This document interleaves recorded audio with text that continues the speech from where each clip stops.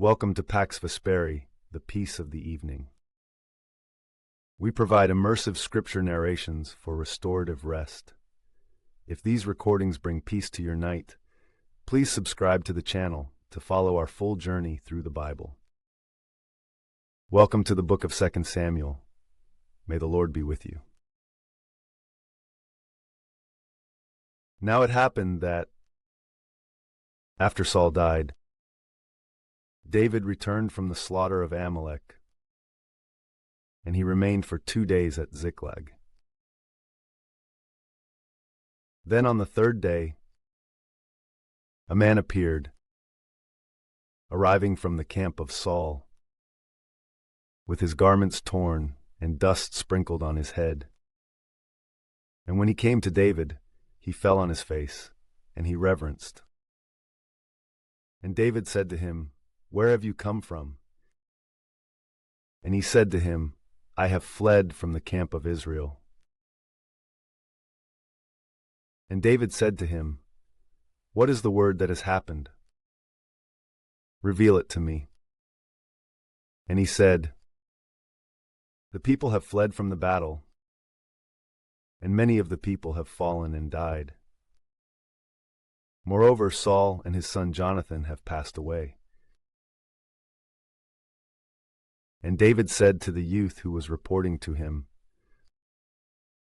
"How do you know that Saul and his son Jonathan have died?"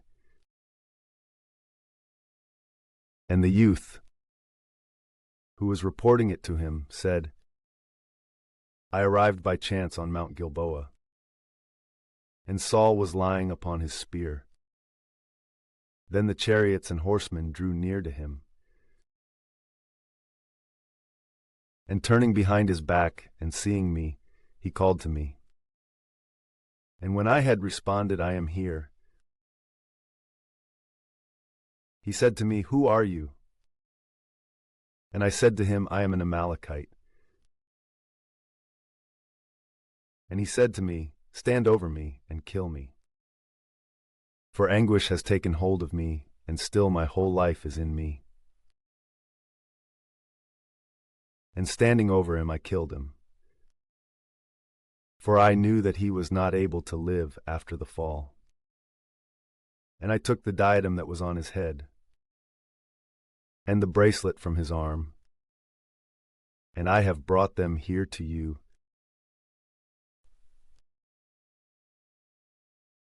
Then David, taking hold of his garments, tore them with all the men who were with him. And they mourned and wept and fasted until evening over Saul and over his son Jonathan and over the people of the Lord and over the house of Israel, because they had fallen by the sword. And David said to the youth who had reported it to him, 'Where are you from?' And he responded, 'I am the son of a man who is a new arrival from the Amalekites.'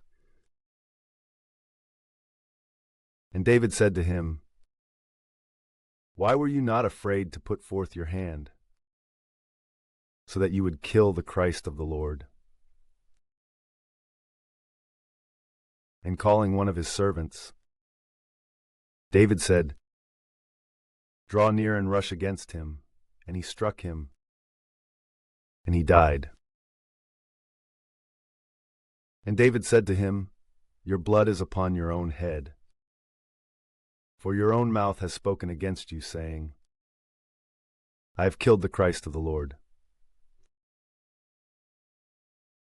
Then David mourned a lamentation over Saul and over his son Jonathan in this way. And he instructed that they should teach the sons of Judah the bow, just as it is written in the book of the just. And he said, 'Consider, on behalf of those who are dead, wounded upon your heights. The illustrious of Israel have been killed upon your mountains. How could the valiant have fallen? Do not choose to announce it in Gath, and do not announce it in the crossroads of Ashkelon. Otherwise, the daughters of the Philistines may rejoice. Otherwise, the daughters of the uncircumcised may exult. O mountains of Gilboa, let neither dew nor rain fall over you, and may these not be the fields of the firstfruits. For in that place the shield of the valiant was cast away, the shield of Saul, as if he had not been anointed with oil. From the blood of the slain, from the fat of the strong, the arrow of Jonathan never turned back, and the sword of Saul did not return empty. Saul and Jonathan, worthy to be loved, and stately in their life. Even in death they were not divided. They were swifter than eagles, stronger than lions. O daughters of Israel, weep over Saul, who clothed you with scarlet finery, who offered ornaments of gold for your adornment. How could the valiant have fallen in battle? How could Jonathan have been slain on the heights? I grieve over you, my brother Jonathan, exceedingly stately, and worthy to be loved above the love of women. As a mother loves her only son, so also did I love you. How could the robust have fallen, and the weapons of war have perished?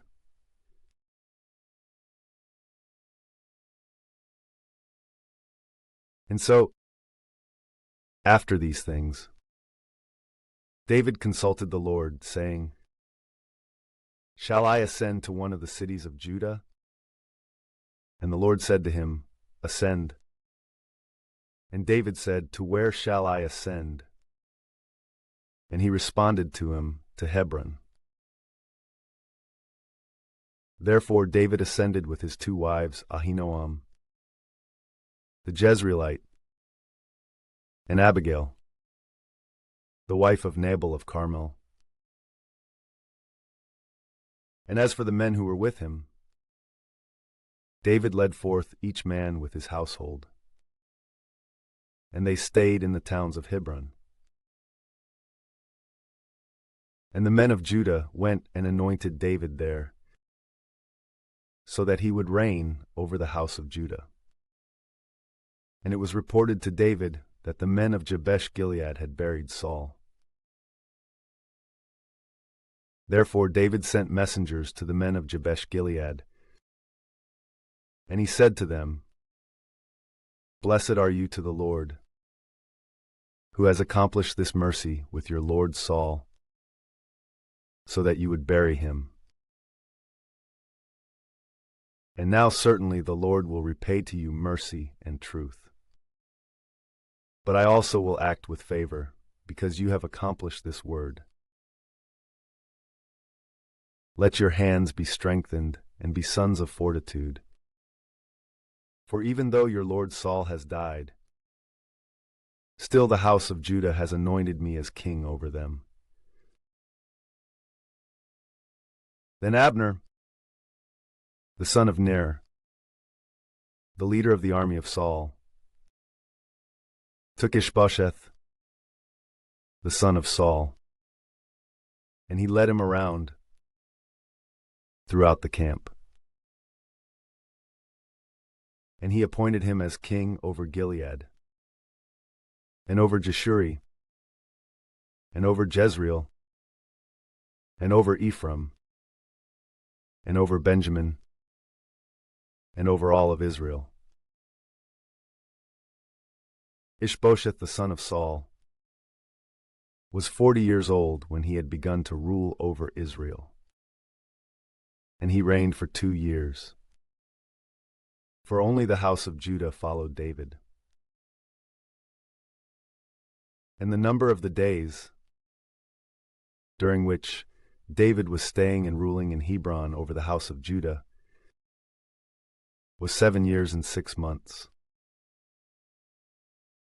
And Abner, the son of Ner, and the youths of Ishbosheth, the son of Saul, went out from the camp to Gibeon.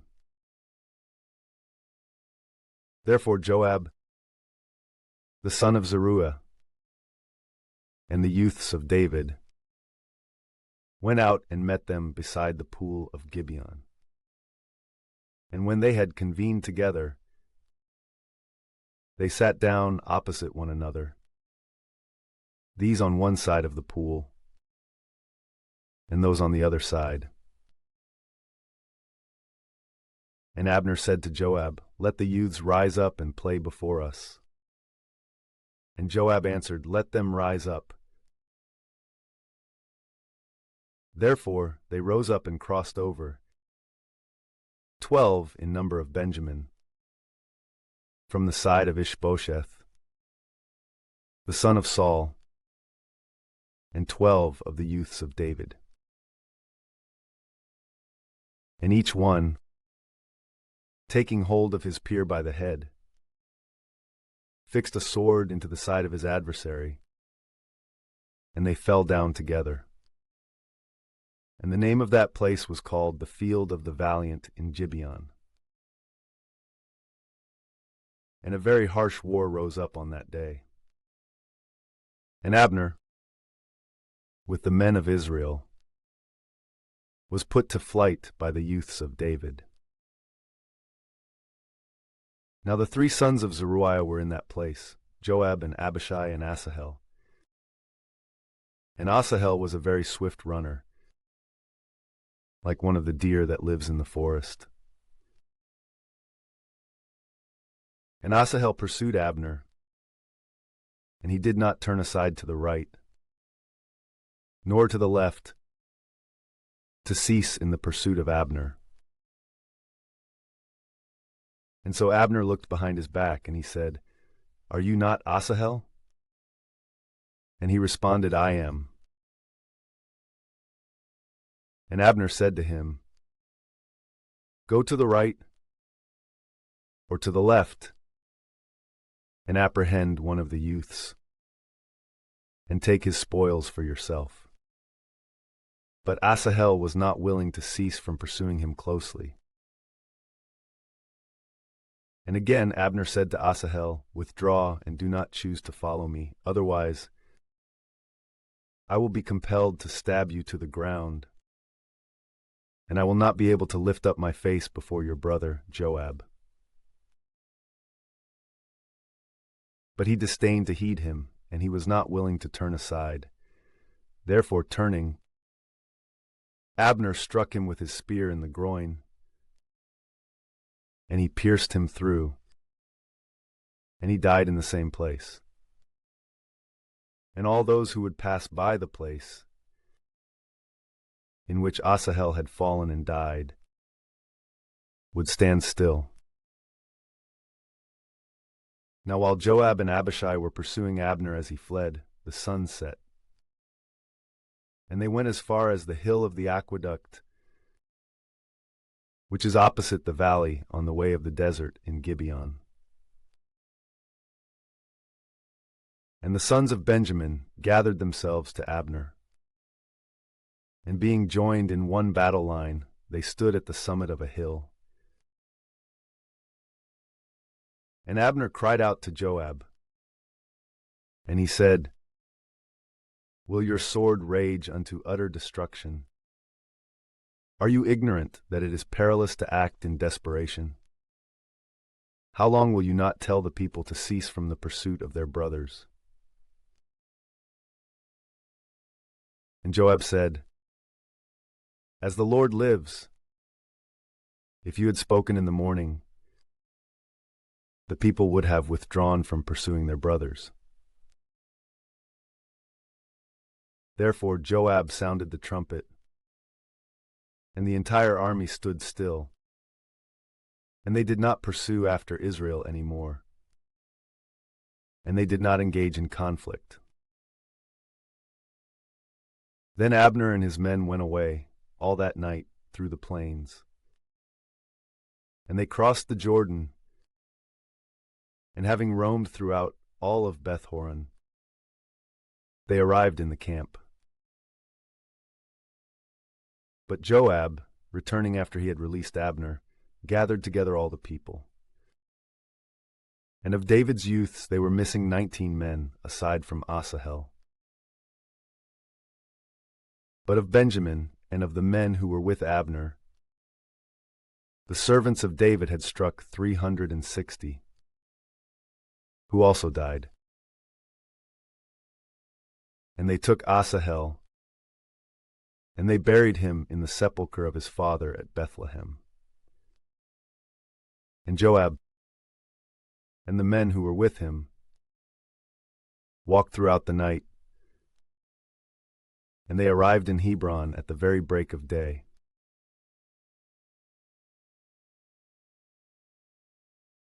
Then a long struggle occurred between the house of Saul and the house of David, with David prospering and growing ever stronger, but the house of Saul decreasing daily. And sons were born to David in Hebron. And his firstborn son was Amnon from Ahinoam the Jezreelite. And after him there was Chileab from Abigail, the wife of Nabal of Carmel. Then the third was Absalom, the son of Maacah, the daughter of Talmai, the king of Geshur. Then the fourth was Adonijah, the son of Haggith. And the fifth was Shephatiah, the son of Abital. Also the sixth was Ithream, from Eglah, the wife of David. These were born to David at Hebron. Then, while there was a battle between the house of Saul and the house of David, Abner, the son of Ner, was reigning over the house of Saul. Now Saul had a concubine named Rizpah, the daughter of Aiah. And Ishbosheth said to Abner, "Why did you enter to the concubine of my father?" But he, being exceedingly angry at the words of Ishbosheth, said, "Am I the head of a dog against Judah this day? I have shown mercy to the house of Saul, your father, and to his brothers and friends, and I have not delivered you into the hands of David. And yet today you have sought me, so that you might rebuke me over a woman. May God do these things to Abner, and may he add these other things, if, in the same way that the Lord swore to David, I do not do so with him, that the kingdom be transferred from the house of Saul, and that the throne of David be elevated over Israel and over Judah, from Dan to Beersheba." And he was not able to respond anything to him, because he was in fear of him. Therefore Abner sent messengers to David for himself, saying, "Whose is the land?" And so that they would say, "Make a friendship with me, and my hand will be with you, and I will lead back all of Israel to you." And he said, "It is best. I will make a friendship with you. But one thing I ask of you, saying, you shall not see my face before you bring Michal, the daughter of Saul. And in this way you shall come and see me." Then David sent messengers to Ishbosheth, the son of Saul, saying, "Restore my wife Michal, whom I espoused to myself for 100 foreskins of the Philistines. Therefore Ishbosheth sent and took her from her husband Paltiel, the son of Laish. And her husband was following her, weeping, as far as Bahurim. And Abner said to him, Go and return. And he returned. Likewise, Abner sent word to the elders of Israel, saying, As much yesterday as the day before, you were seeking David, so that he might reign over you. Therefore accomplish it now. For the Lord has spoken to David, saying, By the hand of my servant David, I will save my people Israel from the hand of the Philistines and of all their enemies. Then Abner also spoke to Benjamin, and he went away so that he might speak to David in Hebron all that would be pleasing to Israel and to all of Benjamin. And he went to David in Hebron with 20 men. And David made a feast for Abner and for his men who had arrived with him. And Abner said to David, I will rise up so that I may gather all of Israel to you, my lord the king, and so that I may enter into a pact with you, and so that you may reign over all, just as your soul desires. Then, when David had led Abner away, and he had departed in peace, immediately the servants of David and of Joab arrived, after having slain robbers, with exceedingly great spoils. But Abner was not with David in Hebron, for by then he had sent him away, and he had set out in peace. And Joab and the entire army that was with him had arrived afterward.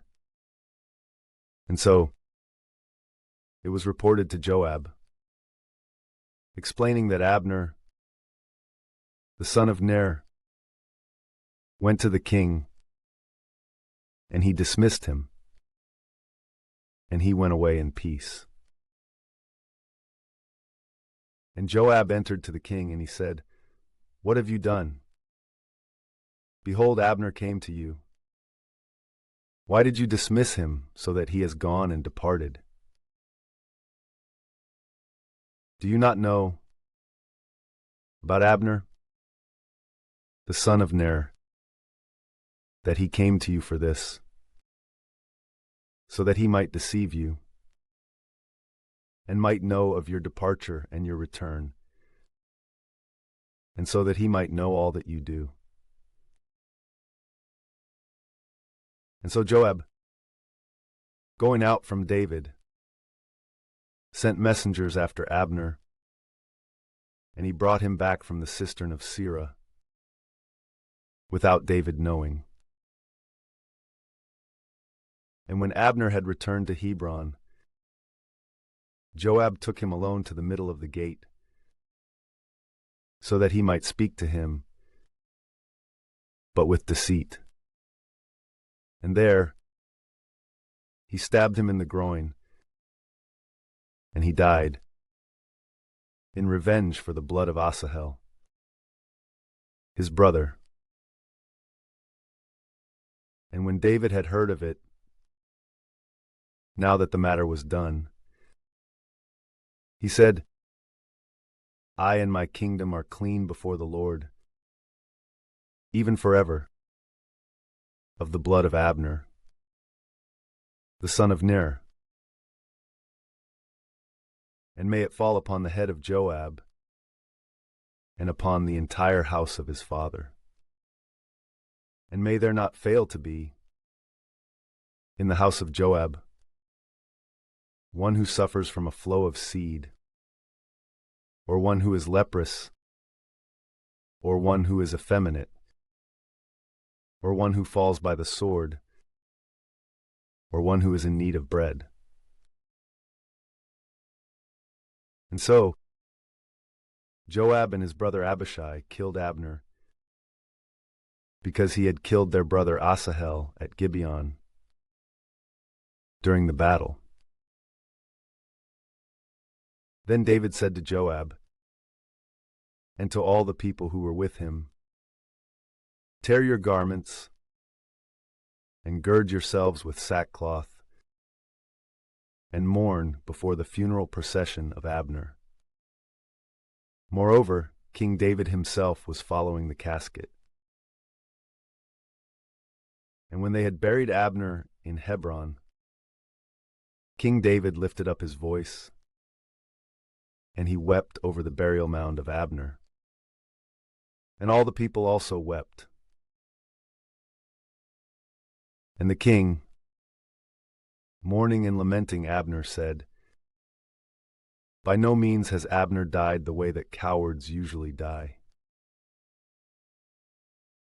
Your hands are not bound, and your feet are not weighed down with fetters. But just as men often fall before the sons of iniquity, so you have fallen." And while repeating this, all the people wept over him. And when the entire multitude had arrived to take food with David, while it was still broad daylight,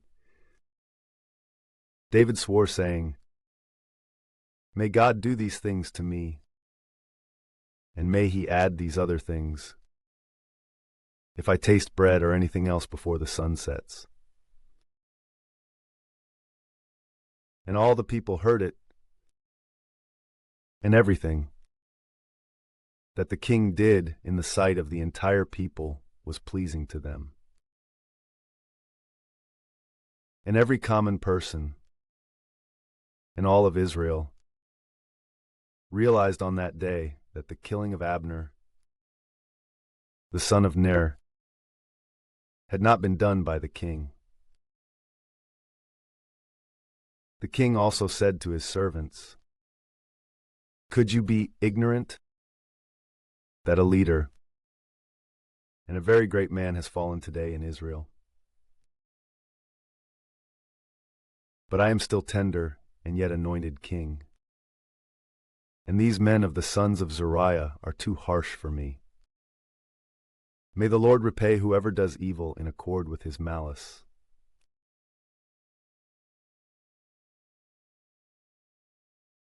Then Ishbosheth the son of Saul heard that Abner had fallen in Hebron, and his hands were weakened, and all of Israel was troubled. Now the son of Saul had 2 men, leaders among robbers. The name of the one was Baanah, and the name of the other was Rechab, sons of Rimmon, a Beerothite from the sons of Benjamin. For indeed Beeroth too was reputed with Benjamin. And the Beerothites had fled into Gittime, and they were strangers there until that time. Now Jonathan the son of Saul had a son with disabled feet, for he was 5 years old when the report about Saul and Jonathan arrived from Jezreel. And so his nurse, taking him up, fled. And while she was hurrying so that she might flee, he fell and was made lame. And he was called Mephibosheth.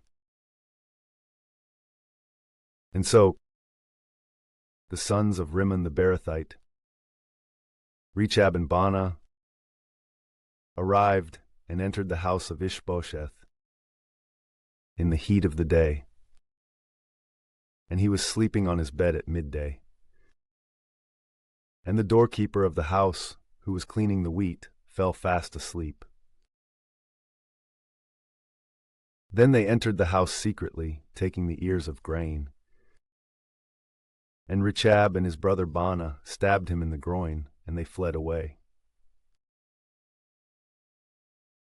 For when they had entered the house, he was sleeping on his bed in a closed room. and striking him, they killed him. And taking his head, they departed by the way of the desert, walking throughout the night. And they brought the head of Ishbosheth to David in Hebron. And they said to the king, Behold, the head of Ishbosheth, the son of Saul, your enemy, who was seeking your life. And so, the Lord has avenged my lord the king, this day, from Saul and from his offspring. But David, responding to Rechab and his brother Baanah, the sons of Rimmon the Beerothite, said to them, As the Lord lives, who has rescued my soul from all distress, the one who reported to me and said, Saul is dead, who was thinking that he announced good news, I apprehended, and at Ziklag I killed him, who ought to have been given a reward for the news. How much more so now, when impious men have put to death an innocent man in his own house, upon his bed? Shall I not require his blood from your hand, and take you away from the earth? And so David commanded his servants, and they put them to death. And cutting off their hands and feet, they suspended them up over the pool in Hebron. But the head of Ishbosheth they took, and buried in the sepulchre of Abner at Hebron.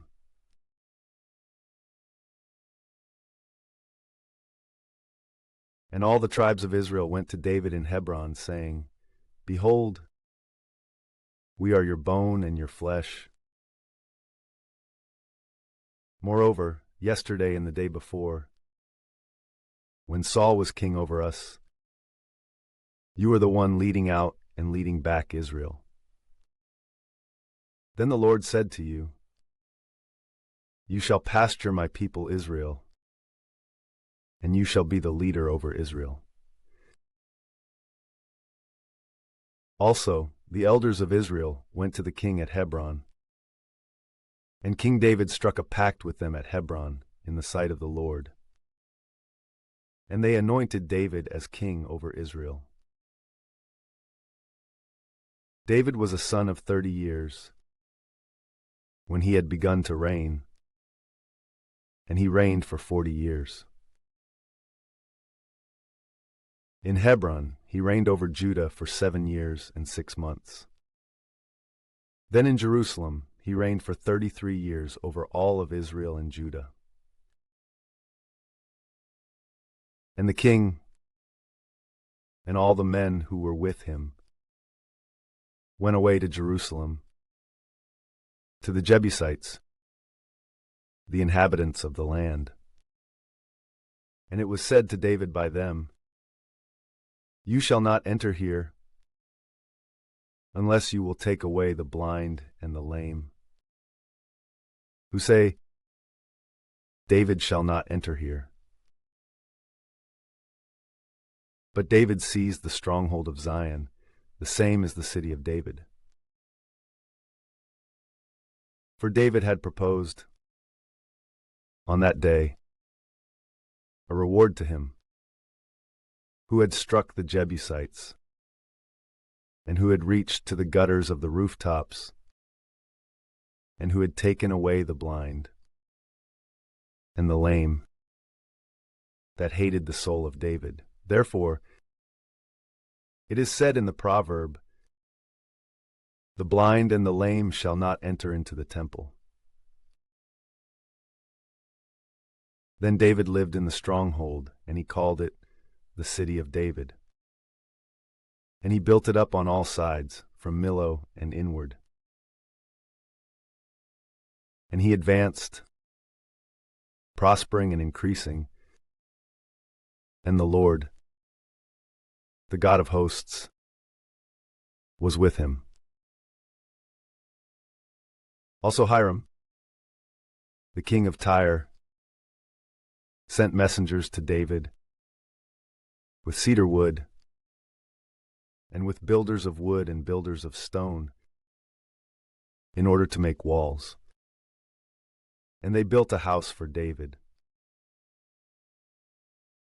And David knew that the Lord had confirmed him as king over Israel, and that he had exalted his kingdom over his people Israel. Then David took more concubines and wives from Jerusalem, after he had arrived from Hebron. And other sons as well as daughters were born to David. And these are the names of those who were born to him in Jerusalem: Shammua, and Shobab, and Nathan, and Solomon, and Ibhar, and Elishua, and Nepheg, and Japhia, and Elishama, and Eliada, and Elipheleth. Then the Philistines heard that they had anointed David as king over Israel. And they all ascended, so that they might seek David. And when David had heard of it, he descended to a stronghold. Now the Philistines, arriving, spread themselves out in the valley of Rephaim. And David consulted the Lord, saying, Shall I ascend to the Philistines?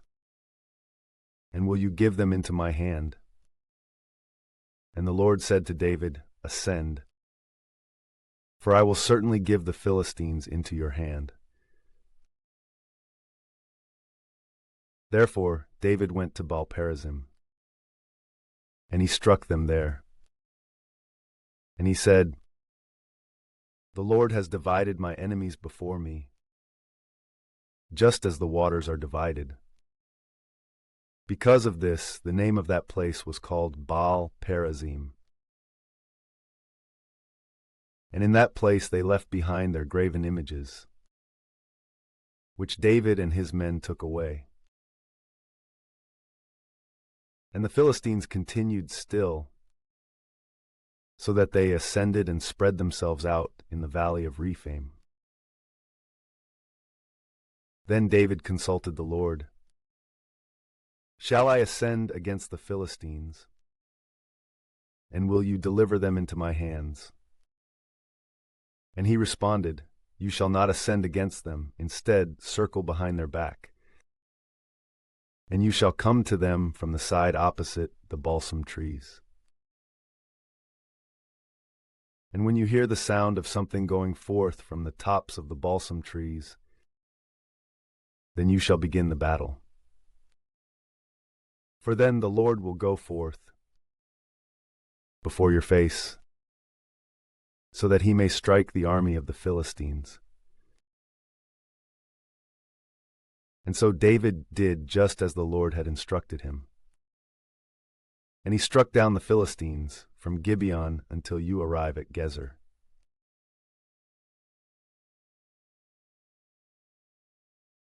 Then David again gathered together all the elect men of Israel, 30,000.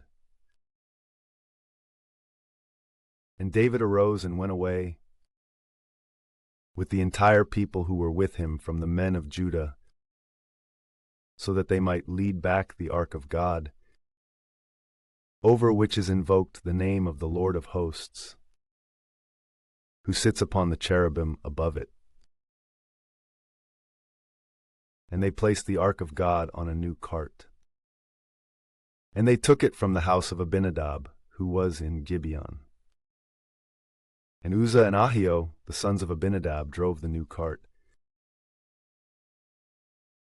And when they had taken it from the house of Abinadab, who was in Gibeon, Ahio preceded the ark as the keeper of the ark of God. But David and all of Israel played before the Lord on every kind of musical instrument made of wood, and on harps, and lyres, and timbrels, and bells, and cymbals. And after they had arrived at the threshing floor of Nakon, Uzzah extended his hand to the ark of God, and he touched it, because the oxen were kicking and had caused it to tip.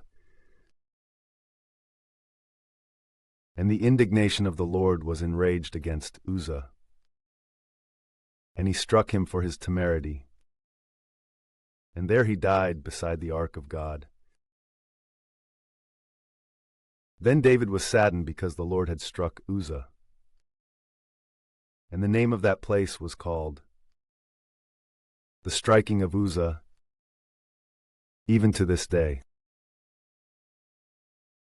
And David was very fearful of the Lord on that day, saying, "How shall the ark of the Lord be brought to me?" And he was not willing to send the ark of the Lord to himself in the city of David. Instead, he sent it into the house of Obed-edom the Gittite. And the ark of the Lord dwelt in the house of Obed-edom the Gittite for 3 months. And the Lord blessed Obed-edom and all his household. And it was reported to King David that the Lord had blessed Obed-edom and all that was his, because of the ark of God. Therefore, David went and brought the ark of God from the house of Obed-edom into the city of David with joy. And there were with David 7 choirs and calves for victims. And when those who were carrying the ark of the Lord had traveled 6 steps, he immolated an ox and a ram. And David danced with all his ability before the Lord. And David was girded with the linen ephod. And David and all the house of Israel were leading the ark of the testament of the Lord with jubilation and the sound of the trumpet. And when the ark of the Lord had entered into the city of David, Michal, the daughter of Saul, looking out through a window, saw King David leaping and dancing before the Lord, and she despised him in her heart. And they led in the ark of the Lord, and they set it in its place in the middle of the tabernacle, which David had pitched for it. And David offered holocausts and peace offerings in the sight of the Lord. And when he had completed offering holocausts and peace offerings, he blessed the people in the name of the Lord of hosts. And he distributed to the entire multitude of Israel, as much to men as to women, to each one, 1 loaf of bread, and 1 piece of roasted beef, and fine wheat flour fried with oil. And all the people went away, each one to his own house. And David returned, so that he might bless his own house. And Michal, the daughter of Saul, going out to meet David, said, "How glorious was the king of Israel today, uncovering himself before the handmaids of his servants, and being unclothed, as if one of the performers were unclothed." And David said to Michal, "Before the Lord, who chose me rather than your father, and rather than his entire house, and who commanded me that I should be the leader over the people of the Lord in Israel, I will both play and demean myself, more so than I have done, and I will be little in my own eyes. And with the handmaids about whom you are speaking, I will appear more glorious."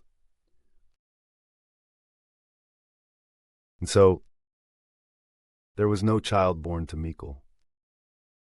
the daughter of Saul, even to the day of her death.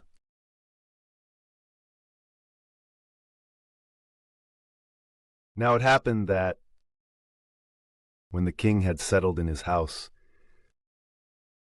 and the Lord had given him rest on every side from all his enemies, he said to the prophet Nathan, "Do you not see that I live in a house of cedar, and that the ark of God has been placed in the midst of tent skins?" And Nathan said to the king, "Go, do all that is in your heart, for the Lord is with you." But it happened in that night, behold, the word of the Lord came to Nathan, saying, "Go and say to my servant David, Thus says the Lord, should you build a house for me as a dwelling place? For I have not lived in a house from the day that I led the sons of Israel away from the land of Egypt, even to this day. Instead, I have walked in a tabernacle and in a tent, and in all the places that I have crossed through with all the sons of Israel.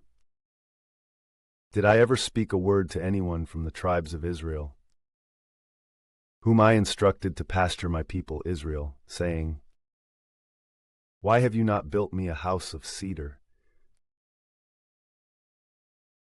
And now, so shall you speak to my servant David. Thus says the Lord of hosts, I took you from the pastures, from following the sheep, so that you would be the leader over my people Israel. And I have been with you everywhere that you walked. And I have slain all your enemies before your face.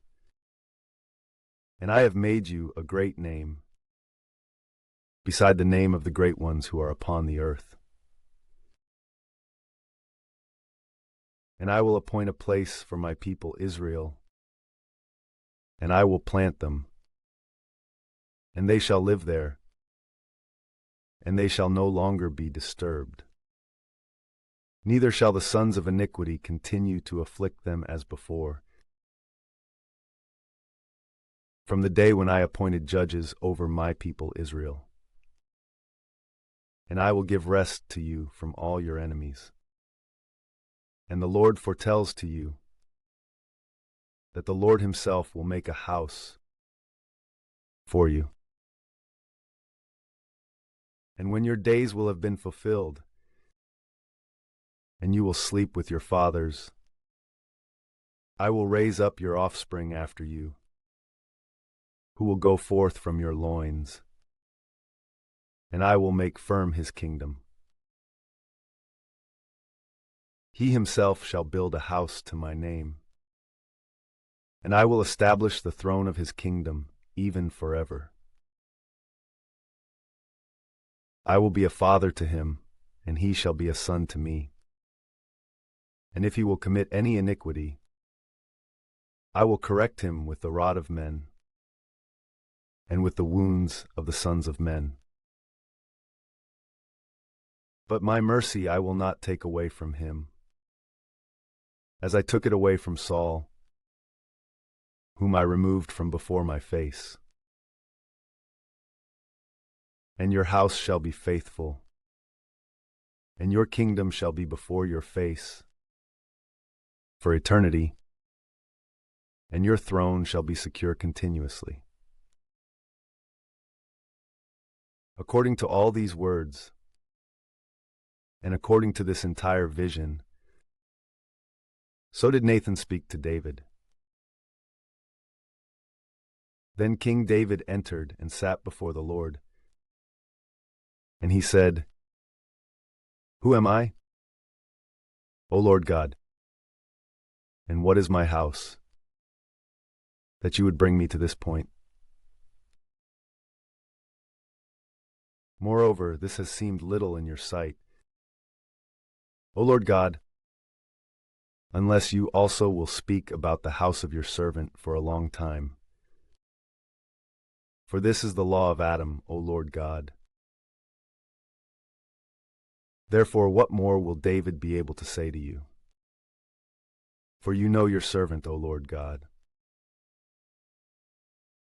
Because of your word, and according to your own heart, you have done all these great deeds, so that you would make it known to your servant. For this reason you are magnified, O Lord God. For there is no one like you, and there is no God except you, in all the things that we have heard with our own ears. But what nation is there upon the earth like your people Israel, because of whom God went forth, so that he might redeem a people for himself, and establish a name for himself, and accomplish for them great and terrible things upon the earth, before the face of your people, whom you redeemed for yourself away from Egypt, the nations and their gods.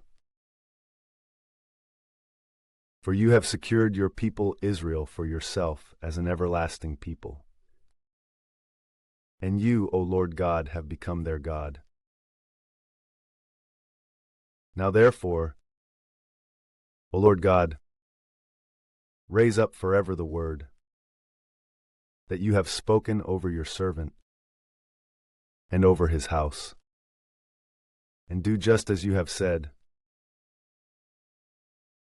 so that your name may be magnified even forever, and so that it may be said, the Lord of hosts is the God over Israel, and the house of your servant David will be established in the sight of the Lord. For you, O Lord of hosts, God of Israel, have revealed to the ear of your servant, saying, I will build a house for you. Because of this, your servant has found it in his heart to pray this prayer to you. Now therefore, O Lord God, you are God, and your words shall be true. For you have spoken to your servant these good things. Therefore begin and bless the house of your servant, so that it may be forever before you. For you, O Lord God, have spoken. And so let the house of your servant be blessed with your blessing forever.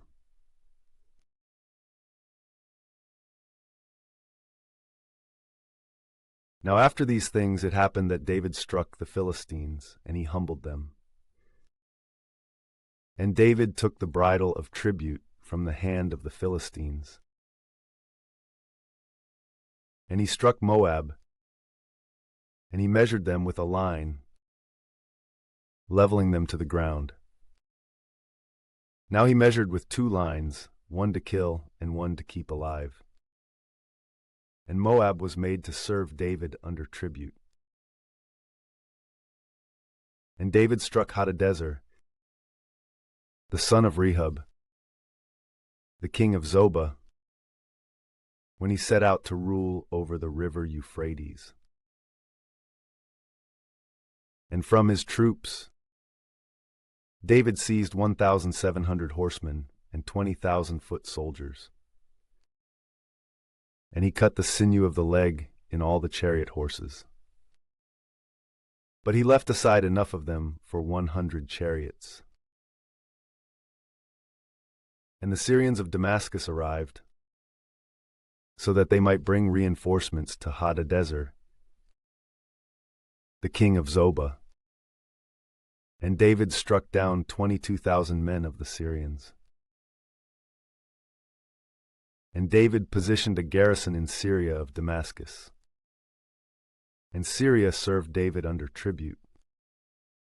And the Lord assisted David in all things whatsoever that he set out to accomplish. And David took the armbands of gold, which the servants of Hadadezer had, and he brought them to Jerusalem. And from Beta and Beeroth, cities of Hadadezer, King David took an exceedingly great amount of brass. Then Toi, the king of Hamath, heard that David had struck down the entire strength of Hadadezer.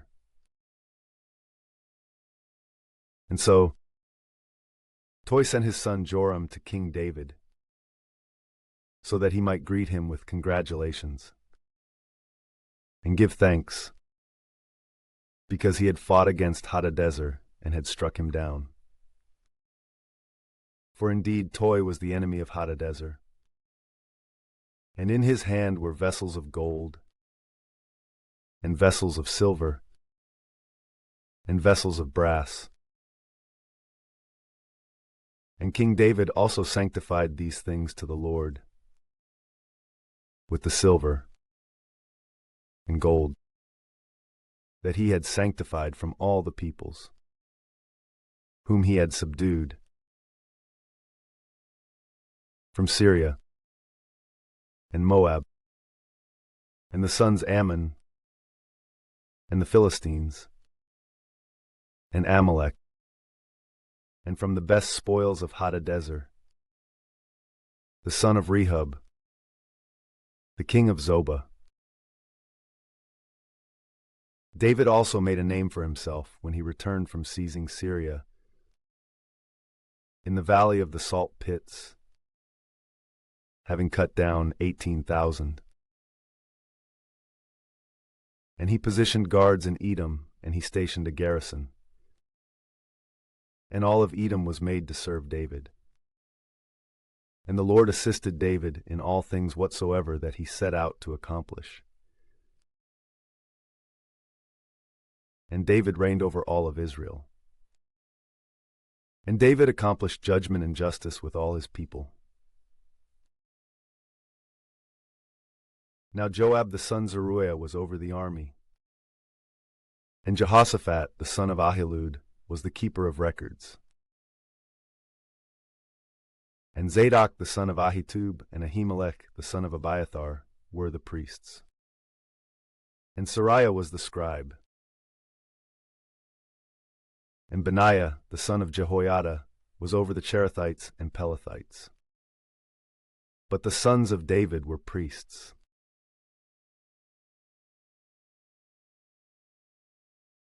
And David said, "Do you think that there could be anyone left from the house of Saul, so that I might show mercy to him because of Jonathan?" Now there was from the house of Saul a servant named Ziba. And when the king had called him to himself, he said to him, "Are you not Ziba?" And he responded, "I am your servant." And the king said, "Could there be anyone alive from the house of Saul, so that I may show the mercy of God to him?" And Ziba said to the king, "There is left alive a son of Jonathan, with disabled feet." "Where is he?" he said. And Ziba said to the king, "Behold, he is in the house of Machir, the son of Ammiel, in Lodebar." Therefore King David sent and brought him from the house of Machir, the son of Ammiel, from Lodebar. And when Mephibosheth, the son of Jonathan, the son of Saul, had come to David, he fell upon his face, and he reverenced. And David said, "Mephibosheth?" And he responded, "Your servant is here."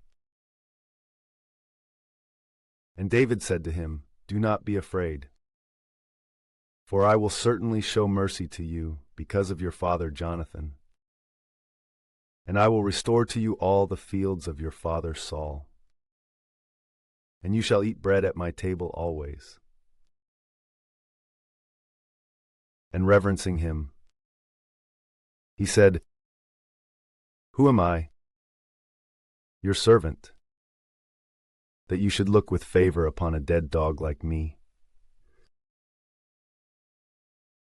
And so the king called Ziba, the servant of Saul, and he said to him, Everything whatsoever that belonged to Saul and his entire house I have given to the son of your lord.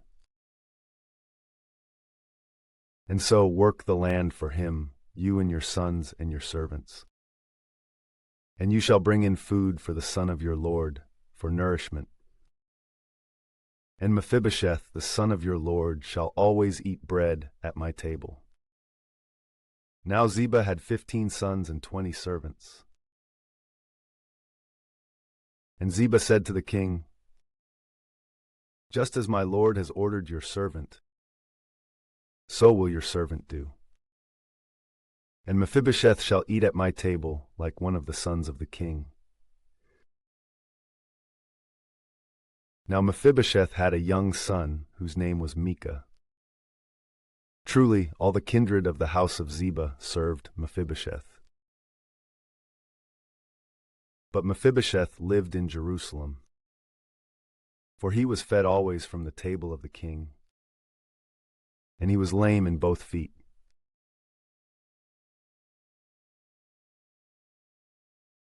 Now after these things, it happened that the king of the sons of Ammon died, and his son Hanan reigned after him.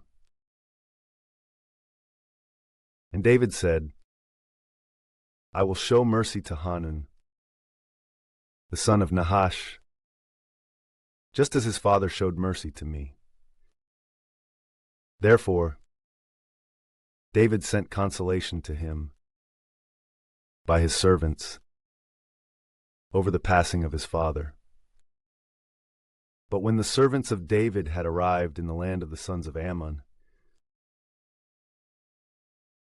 the leaders of the sons of Ammon said to Hanun, their lord, Do you think it was because of the honor of your father that David sent consolers to you? And did not David send his servants to you so that he might investigate and explore the city, and so that he might overthrow it? And so Hanan took the servants of David, and he shaved off 1/2 part of their beards, and he cut their garments at the middle, as far as the buttocks, and he sent them away. And when this had been reported to David, he sent to meet them. And the men were greatly disturbed by shame. And David commanded them, Remain in Jericho until your beards grow, and then return. Now the sons of Ammon, seeing that they had done an injury to David, sent for and paid wages to the Syrians of Rahab and the Syrians of Zobah, 20,000 foot soldiers, and from the king of Maacah, 1,000 men, and from Tob, 12,000 men. And when David had heard this, he sent Joab and the entire army of warriors. Then the sons of Ammon went forth, and they positioned their battle line before the very entrance of the gates. But the Syrians of Zobah, and of Rehob, and of Tob, and of Maacah were by themselves in the field. And so, seeing that the battle had been prepared against him, both facing him and behind, Joab chose some from all of the elect men of Israel, and he set up a battle line opposite the Syrians. But the remaining part of the people he delivered to his brother Abishai, who formed a battle line against the sons of Ammon. And Joab said, "If the Syrians prevail against me, then you shall assist me. But if the sons of Ammon prevail against you, then I will assist you. Be valiant men, and let us fight on behalf of our people and the city of our God. Then the Lord will do what is good in his own sight." And so Joab and the people who were with him undertook the conflict against the Syrians, who immediately fled before their face. Then, seeing that the Syrians had fled, the sons of Ammon themselves also fled from the face of Abishai, and they entered into the city. And Joab returned from the sons of Ammon, and he went to Jerusalem. And so the Syrians, seeing that they had fallen before Israel, gathered themselves together. And Hadadezer sent and brought the Syrians who were beyond the river, and he led in their army. And Shobach, the ruler of the military of Hadadezer, was their leader. And when this had been reported to David, he drew together all of Israel. And he crossed over the Jordan, and he went to Helam. And the Syrians formed a battle line opposite David, and they fought against him. And the Syrians fled before the face of Israel. And David killed, among the Syrians, the men of 700 chariots and 40,000 horsemen. And he struck down Shobach, the leader of the military, who immediately died. Then all the kings who were in the reinforcements of Hadadezer, seeing themselves to be defeated by Israel, were very afraid, and they fled, 58,000 men before Israel. And they made peace with Israel, and they served them. And the Syrians were afraid to offer assistance to the sons of Ammon any more.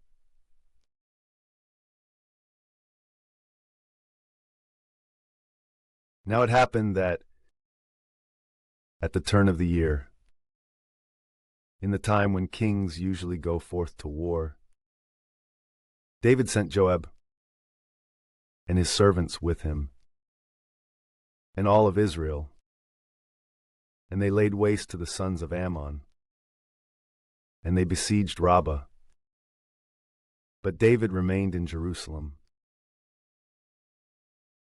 While these things were taking place, David happened to arise from his bed after midday, and he walked upon the terrace of the king's house. And he saw across from his terrace a woman washing herself. And the woman was very beautiful. Therefore the king sent and inquired who the woman might be. And it was reported to him that she was Bathsheba, the daughter of Eliam, the wife of Uriah, the Hittite. And so David sent messengers, and he took her. And when she had entered to him, he slept with her. And presently she was purified from her uncleanness. And she returned to her house, having conceived an unborn child. And sending, she informed David, and she said, "I have conceived." Then David sent to Joab, saying, "Send me Uriah the Hittite." And Joab sent Uriah to David. And Uriah went to David.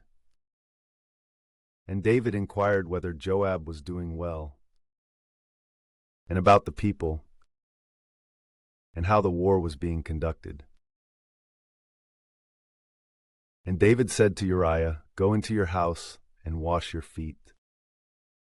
And Uriah departed from the house of the king. And a meal from the king followed after him. But Uriah slept before the gate of the king's house, with the other servants of his lord, and he did not go down to his own house. And it was reported to David by some, saying, Uriah did not go into his house. And David said to Uriah, Did you not arrive from a journey? Why did you not go down to your house?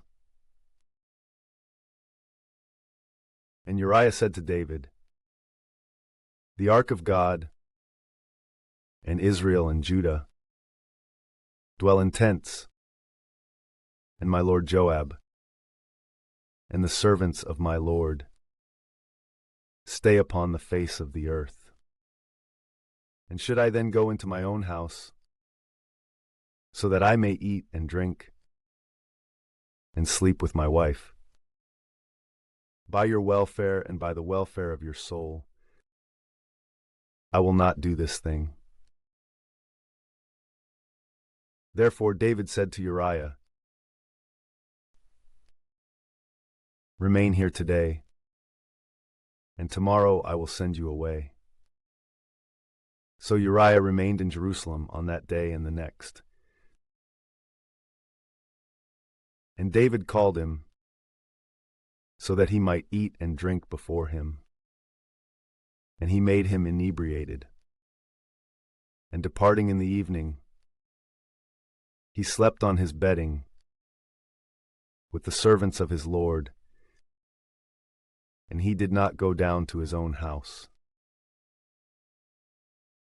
Therefore, when morning arrived, David wrote a letter to Joab. And he sent it by the hand of Uriah, writing in the letter, Place Uriah opposite the warfare, where the battle is the strongest, and then abandon him, so that, having been wounded, he may die. And so, when Joab was besieging the city, he positioned Uriah in the place where he knew the strongest men to be. And the men, departing from the city, made war against Joab. And some of the people among the servants of David fell. And Uriah the Hittite also died. And so Joab sent and reported to David every word about the battle. And he instructed the messenger, saying, When you have completed all the words about the war to the king, if you see him to be angry, and if he says, Why did you draw near to the wall in order to fight? Are you ignorant that many darts are thrown from above the wall? Who struck down Abimelech, the son of Jerubbaal? Did not a woman throw a fragment of a millstone upon him from the wall, and so kill him at Thebez? Why did you approach beside the wall?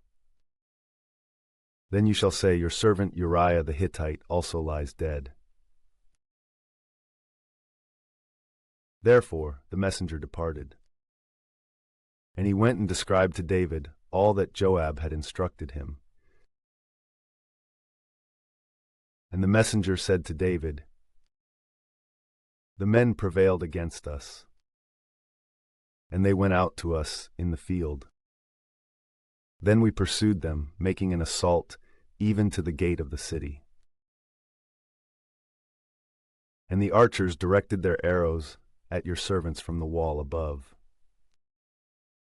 And some of the king's servants died, and then also your servant Uriah the Hittite died. And David said to the messenger, You shall say these things to Joab. Do not let this matter dishearten you, for varied are the events of war. Now this one and now that one is consumed by the sword. Encourage your warriors against the city and exhort them so that you may destroy it." Then the wife of Uriah heard that her husband Uriah had died, and she mourned for him. But when the lamentation was completed, David sent and brought her into his house, and she became his wife, and she bore a son to him. And this word which David had done was displeasing in the sight of the Lord.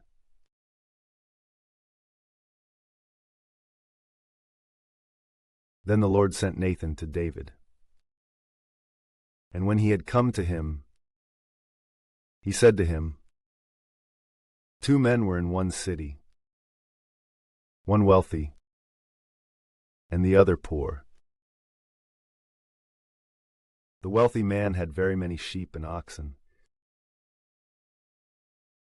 but the poor man had nothing at all, except one little sheep, which he had bought and nourished. And she had grown up before him, together with his children, eating from his bread and drinking from his cup, and sleeping in his bosom. And she was like a daughter to him. But when a certain traveler had come to the wealthy man, neglecting to take from his own sheep and oxen, so that he might present a feast for that traveler who had come to him, he took the sheep of the poor man, and he prepared a meal for the man who had come to him. Then David's indignation was enraged exceedingly against that man. And he said to Nathan, "As the Lord lives, the man who has done this is a son of death. He shall restore the sheep fourfold, because he did this word, and he did not take pity." But Nathan said to David, "You are that man. Thus says the Lord, the God of Israel, I anointed you as king over Israel, and I rescued you from the hand of Saul. And I gave the house of your Lord to you, and the wives of your Lord into your bosom. And I gave the house of Israel and of Judah to you. And as if these things were small, I shall add much greater things to you. Therefore, why have you despised the word of the Lord, so that you did evil in my sight? You have struck down Uriah the Hittite with the sword, and you have taken his wife as a wife for yourself. And you have put him to death with the sword of the sons of Ammon. For this reason, the sword shall not withdraw from your house, even perpetually, because you have despised me, and you have taken the wife of Uriah the Hittite, so that she may be your wife. And so, thus says the Lord, behold, I will raise up over you an evil from your own house, and I will take your wives away before your eyes, and I will give them to your neighbor, and he will sleep with your wives in the sight of this sun. For you acted secretly. But I will do this word in the sight of all of Israel, and in the sight of the sun." And David said to Nathan, "I have sinned against the Lord." And Nathan said to David, "The Lord has also taken away your sin. You shall not die. Yet truly, because you have given occasion to the enemies of the Lord to blaspheme, because of this word, the son who was born to you, dying he shall die. And Nathan returned to his own house. And the Lord struck the little one, whom the wife of Uriah had borne to David. And he was despaired of. And David begged the Lord on behalf of the little one. And David fasted strictly, and entering alone, he lay upon the ground. Then the elders of his house came, urging him to rise up from the ground. And he was not willing, nor would he eat a meal with them. Then on the 7th day it happened that the infant died. And the servants of David were afraid to report to him that the little one had died. For they said, Behold, when the child was still alive, we were speaking to him, but he would not listen to our voice. How much more will he afflict himself if we tell him that the boy is dead? But when David had seen his servants whispering, he realized that the infant had died. And he said to his servants, Is the child dead? And they responded to him, He is dead. Therefore David rose up from the ground, and he washed and anointed himself. And when he had changed his clothing, he entered the house of the Lord, and he worshipped. Then he went to his own house, and he asked them to place bread before him, and he ate. But his servants said to him, What is this word that you have done? You fasted and were weeping on behalf of the infant while he was still alive. But when the boy was dead, you arose and ate bread. And he said, While he was yet alive, I fasted and wept on behalf of the infant. For I said, Who knows if the Lord may perhaps give him to me, and let the infant live. But now that he is dead, why should I fast? Would I be able to bring him back any more? Instead, I will go to him. Yet truly he will not return to me. And David consoled his wife Bathsheba. And entering to her, he slept with her. And she bore a son, and he called his name Solomon. And the Lord loved him. And he sent by the hand of Nathan the prophet, and he called his name Beloved of the Lord, because the Lord loved him. And then Joab fought against Rabbah of the sons of Ammon, and he fought outside the royal city. And Joab sent messengers to David, saying, I have struggled against Rabbah, and so the city of waters will soon be seized. Now therefore, gather the remaining portion of the people together, and besiege the city and take it. Otherwise, when the city will have been laid waste by me, the victory will be ascribed to my name. And so David gathered together all the people, and he set out against Rabbah. And after he had fought, he seized it.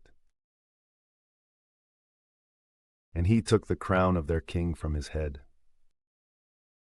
The weight of it was a talent of gold, having the most precious gems. And it was placed upon the head of David. Moreover, he carried away the spoils of the city, which were very many.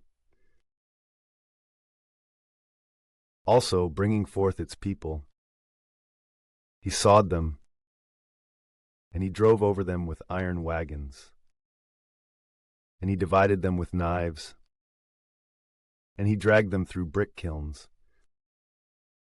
So he did to all the citizens of the sons of Ammon. And David returned with the entire army to Jerusalem.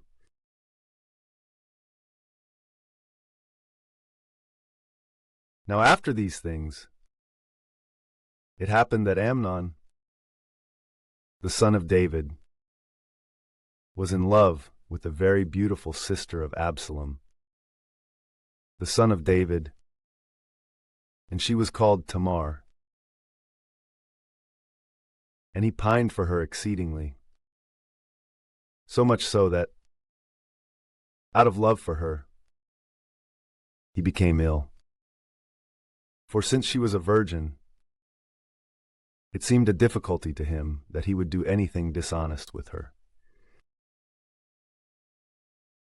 Now Amnon had a friend named Jonadab, the son of Shemaiah, the brother of David, a very prudent man.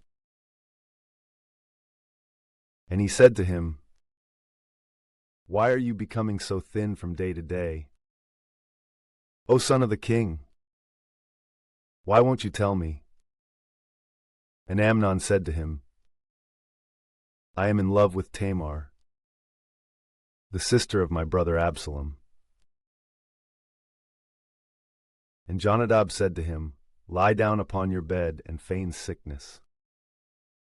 And when your father will come to visit you, say to him, 'I ask you to let my sister Tamar come to me, so that she may give me food, and may make a small meal, so that I may eat it from her hand.'" And so Amnon lay down, and he began to act as if he were ill.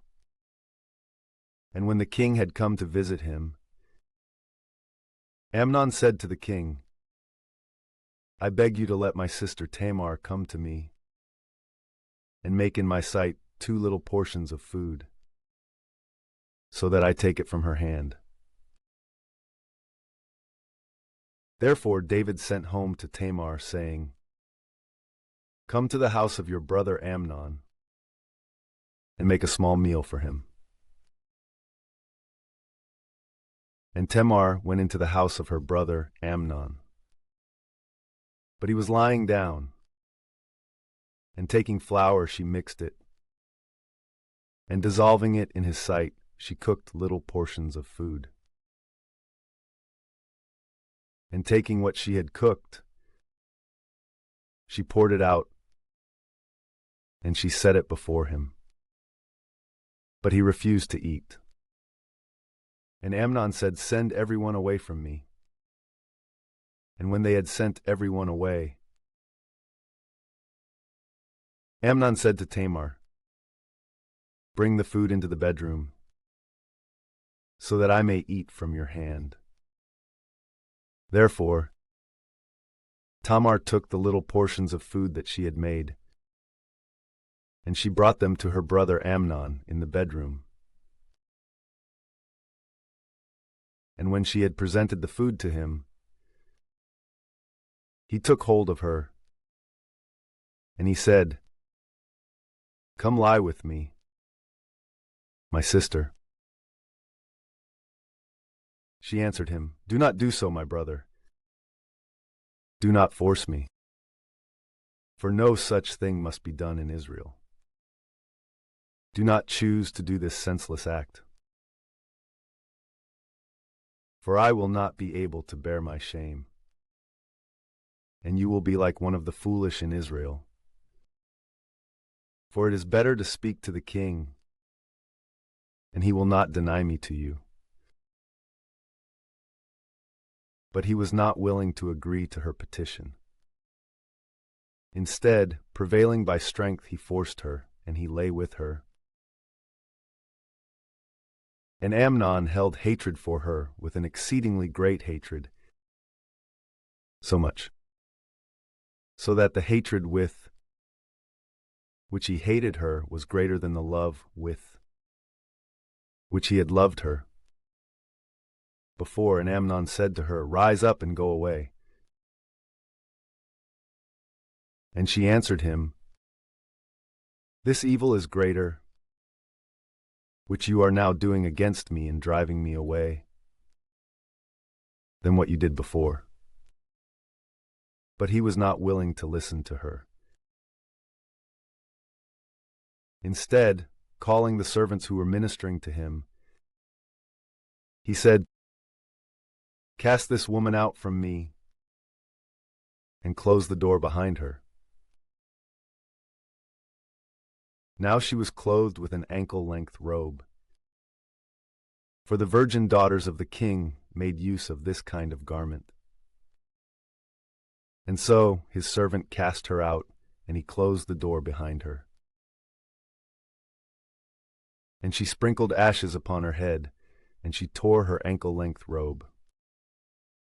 And placing her hands upon her head, she went forth, walking and crying out. Then her brother Absalom said to her, "Has your brother Amnon lain with you? But now, sister, be quiet, for he is your brother, and you should not afflict your heart because of this matter." And so Tamar remained, wasting away in the house of her brother Absalom. And when King David had heard about these things, he was deeply grieved.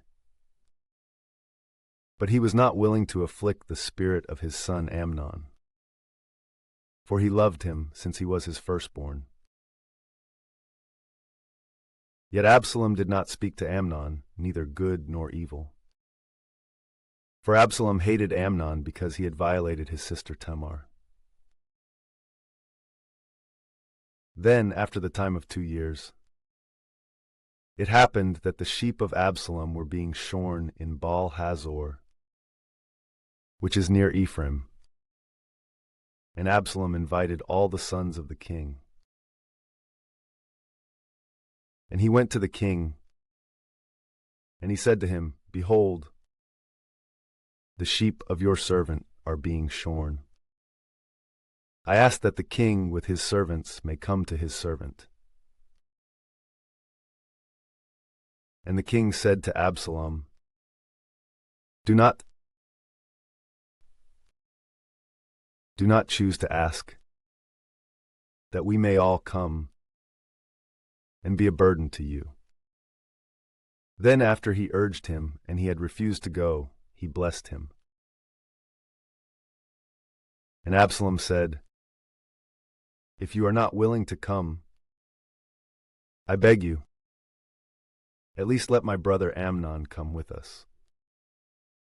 And the king said to him, "It is not necessary that he go with you."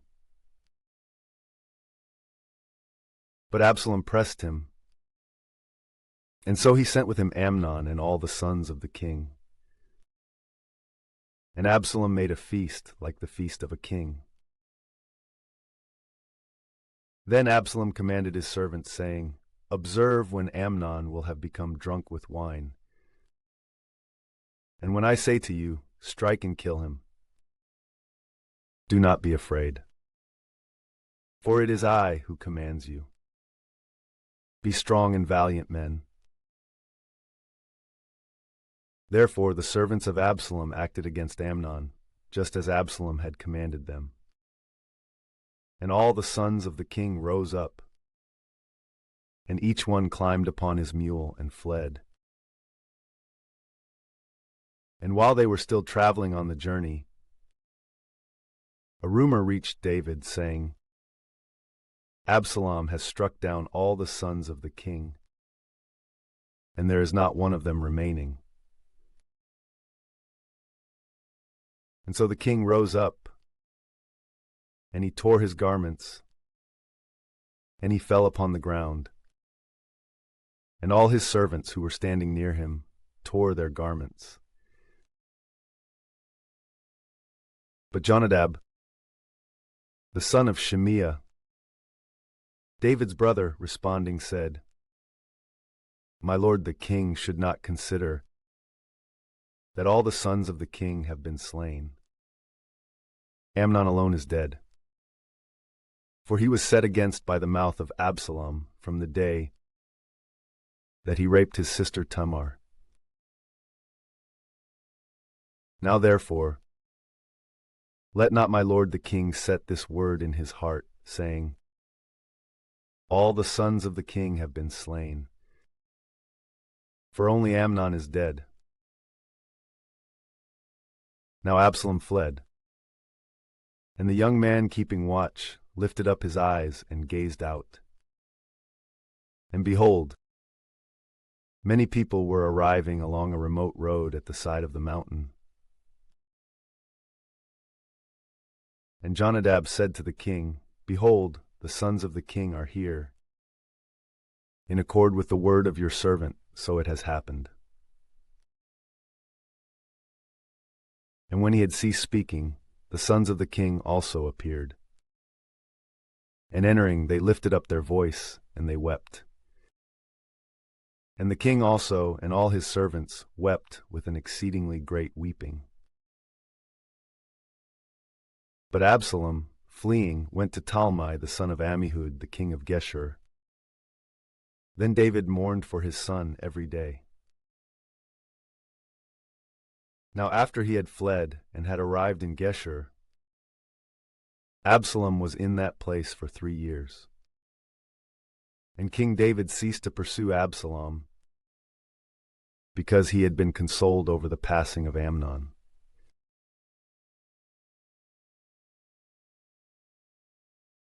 Now Joab, the son of Zeruiah, understood that the heart of the king had been turned toward Absalom. So he sent to Tekoa, and he brought from there a wise woman. And he said to her, "Feign that you are in mourning, and put on the clothing of one who mourns. And do not anoint yourself with oil, so that you may be like a woman who is still grieving for someone who died some time ago. And you shall enter to the king, and you shall speak words to him in this manner." Then Joab put the words in her mouth. And so, when the woman of Tekoa had entered to the king, she fell before him on the ground, and she reverenced, and she said, "Save me, O king." And the king said to her, "What problem do you have?"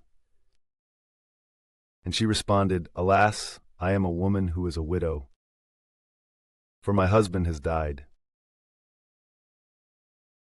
And your handmaid had 2 sons, and they quarreled against one another in the field. And there was no one there who would be able to stop them.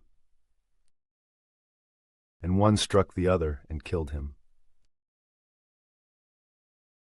And behold, the whole family, rising up against your handmaid, said, 'Deliver him who struck down his brother, so that we may kill him for the life of his brother, whom he killed, and so that we may do away with the heir. And they are seeking to extinguish my spark that is left, so that there may not survive a name for my husband, nor a remnant upon the earth.' And the king said to the woman, 'Go to your own house, and I will make a decree on your behalf.' And the woman of Tekoa said to the king, 'May the iniquity be upon me, my lord, and upon the house of my father. But may the king and his throne be innocent.' And the king said, 'Whoever will contradict you, bring him to me, and he will never touch you again.' And she said, 'Let the king remember the Lord his God, so that close blood relatives may not be multiplied in order to take revenge, and so that they may by no means kill my son.' And he said, 'As the Lord lives, Not one hair from your son shall fall to the ground." Then the woman said, "Let your handmaid speak a word to my lord the king." And he said, "Speak." And the woman said, "Why have you thought such a thing against the people of God? And why has the king spoken this word? So that he sins and does not lead back the one whom he rejected. We are all dying, and we are all like waters that flow into the ground and do not return.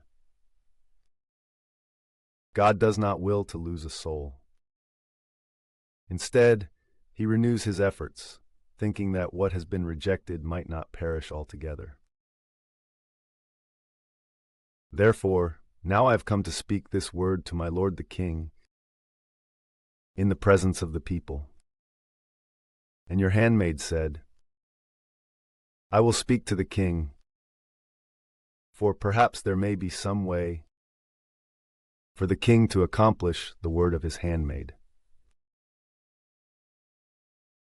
And the king listened, and he freed his handmaid from the hand of all who were willing to take away me and my son together from the inheritance of God. Therefore, let your handmaid speak, so that the word of my lord the king may be like a sacrifice. For even like an angel of God, so is my lord the king, so that he is moved by neither a blessing nor a curse. Then too the Lord your God is with you. And in response, the king said to the woman, "You shall not conceal from me a word of what I ask you." And the woman said to him, "Speak, my lord the king." And the king said, "Is not the hand of Joab with you in all this?"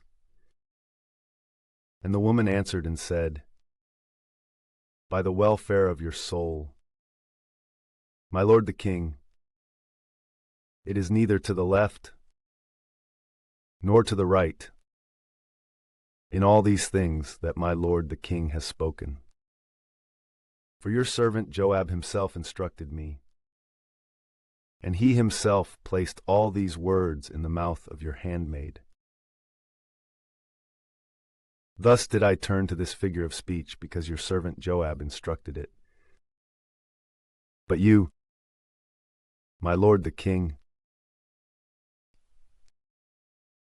just as an angel of God has wisdom, so that you understand all that is upon the earth."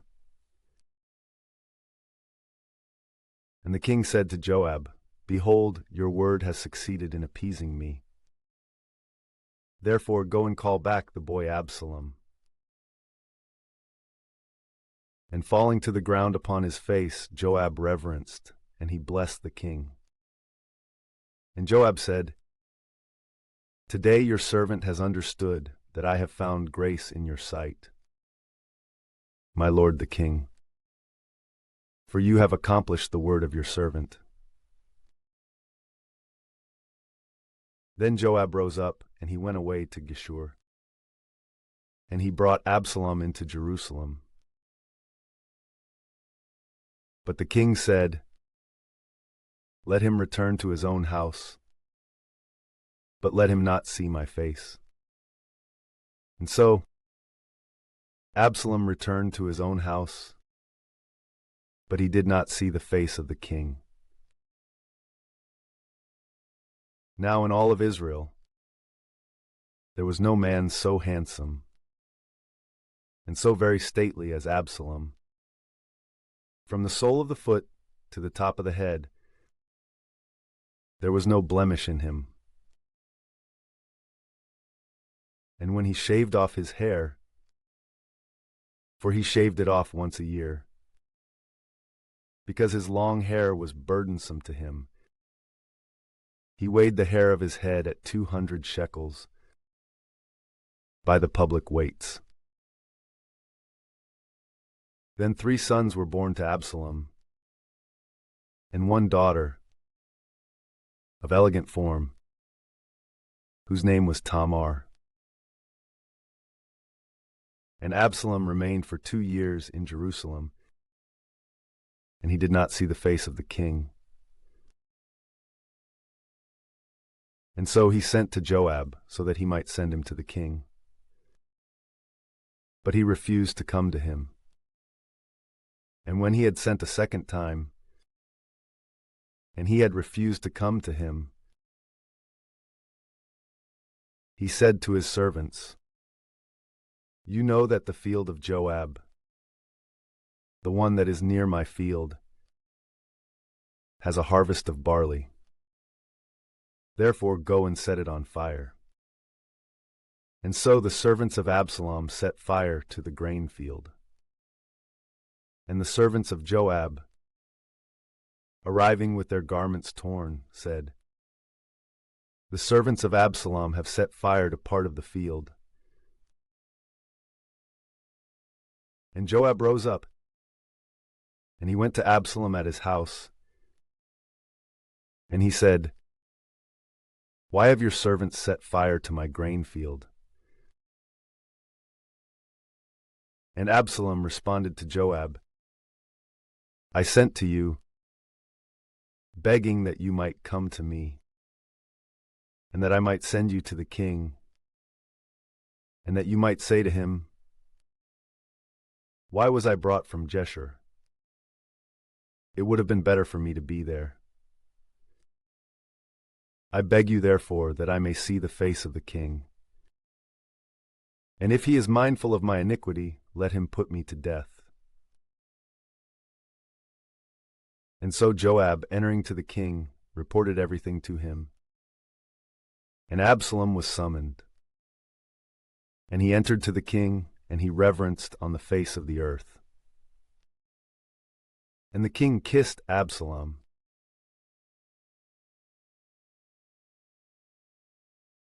Then after these things, Absalom obtained for himself chariots, and horsemen, and 50 men who went before him.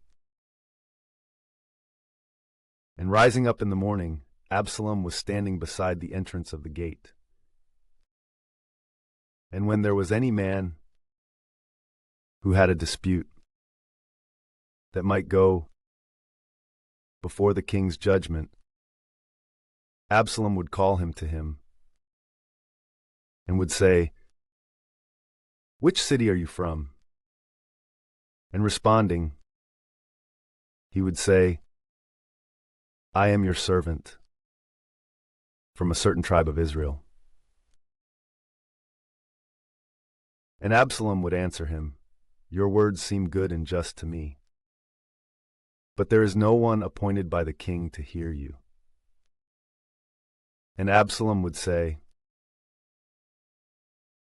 "Who may appoint me judge over the land, so that all those who have a dispute might come to me, and I might judge justly?"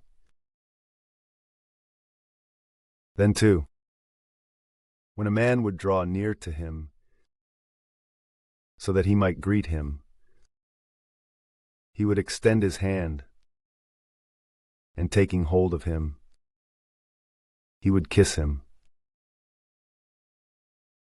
And he was doing this to all those of Israel arriving, for judgment to be heard by the king. And he solicited the hearts of the men of Israel. Then after 40 years, Absalom said to King David, "I should go and pay my vows, which I have vowed to the Lord at Hebron.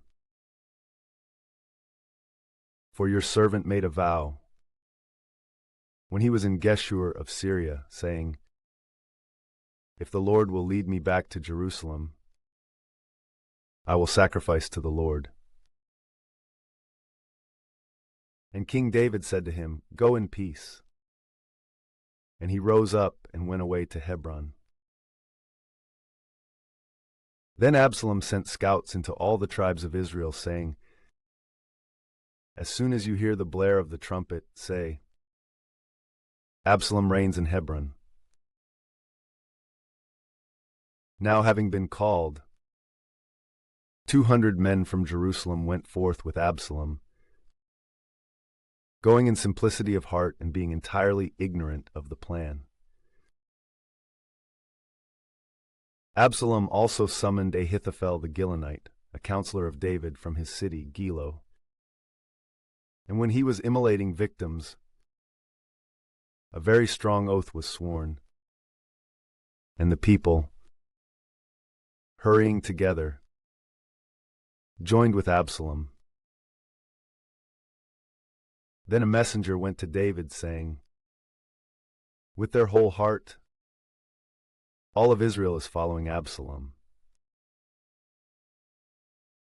And David said to his servants, who were with him in Jerusalem, "Rise up, let us flee, for otherwise there will be no escape for us from the face of Absalom. Hurry to depart, lest perhaps, upon arriving, he may seize us, and force ruin upon us, and strike the city with the edge of the sword." And the servants of the king said to him, "Everything whatsoever that our lord the king will command, we your servants shall carry out willingly." Therefore the king departed with his entire household on foot. And the king left behind 10 women of the concubines to care for the house. And having gone forth on foot, the king and all of Israel stood at a distance from the house. And all his servants were walking beside him. And the legions of the Sarathites and Pelethites, and all the Gittites, powerful fighters, 600 men who had followed him from Gath on foot, were preceding the king. Then the king said to Ittai the Gittite, "Why do you come with us? Return and live with the king. For you are a stranger, and you departed from your own place. You arrived yesterday, and today should you be compelled to go away with us? For I should go to the place where I am going. But you should return and lead your own brothers back with you. And the Lord will show mercy and truth to you, because you have shown grace and faith." And Ittai responded to the king by saying, "As the Lord lives, and as my lord the king lives, in whatever place you will be, my lord the king, whether in death or in life, your servant will be there." And David said to Ittai, "Come and pass over." And Ittai the Gittite passed over, and all the men who were with him, and the rest of the multitude. And they all wept with a great voice, and all the people passed over.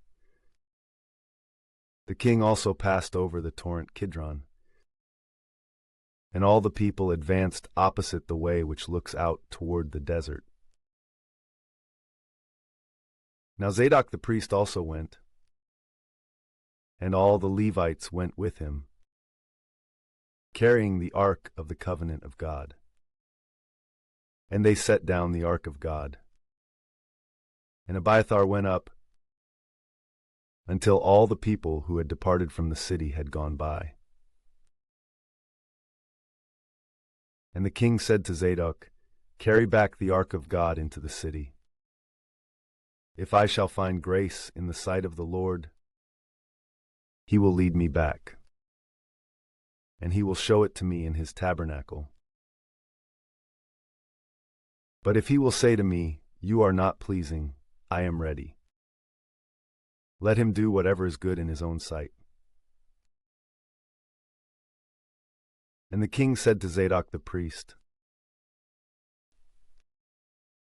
"Return into the city in peace, and let your son Ahimaaz and Jonathan, the son of Abiathar, your 2 sons, be with you. Behold, I will hide in the plains of the desert until word from you may arrive to inform me." Therefore, Zadok and Abiathar carried back the ark of God into Jerusalem, and they remained there. But David ascended to the Mount of Olives, climbing and weeping, advancing with bare feet and with his head covered. Moreover, all the people who were with him ascended, weeping with their heads covered. Then it was reported to David that Ahithophel also had joined in swearing with Absalom. And David said, "O Lord, I beg you to uncover the foolishness of the counsel of Ahithophel." And when David had ascended to the summit of the mountain, where he was going to adore the Lord, behold, Hushai the Archite met him, with his garment torn and his head covered with soil.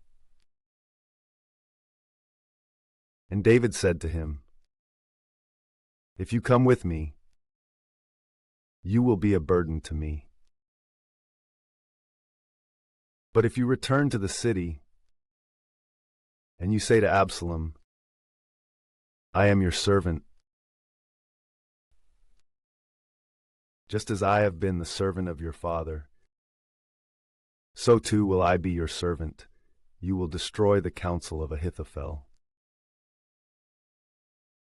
And you have with you the priests Zadok and Abiathar. And any word whatsoever that you will hear from the house of the king, you shall reveal it to Zadok and Abiathar, the priests. Now with them are their 2 sons, Ahimaaz, the son of Zadok, and Jonathan, the son of Abiathar. And you shall send to me by them every word that you will have heard." Therefore Hushai the friend of David went into the city. And Absalom also entered into Jerusalem.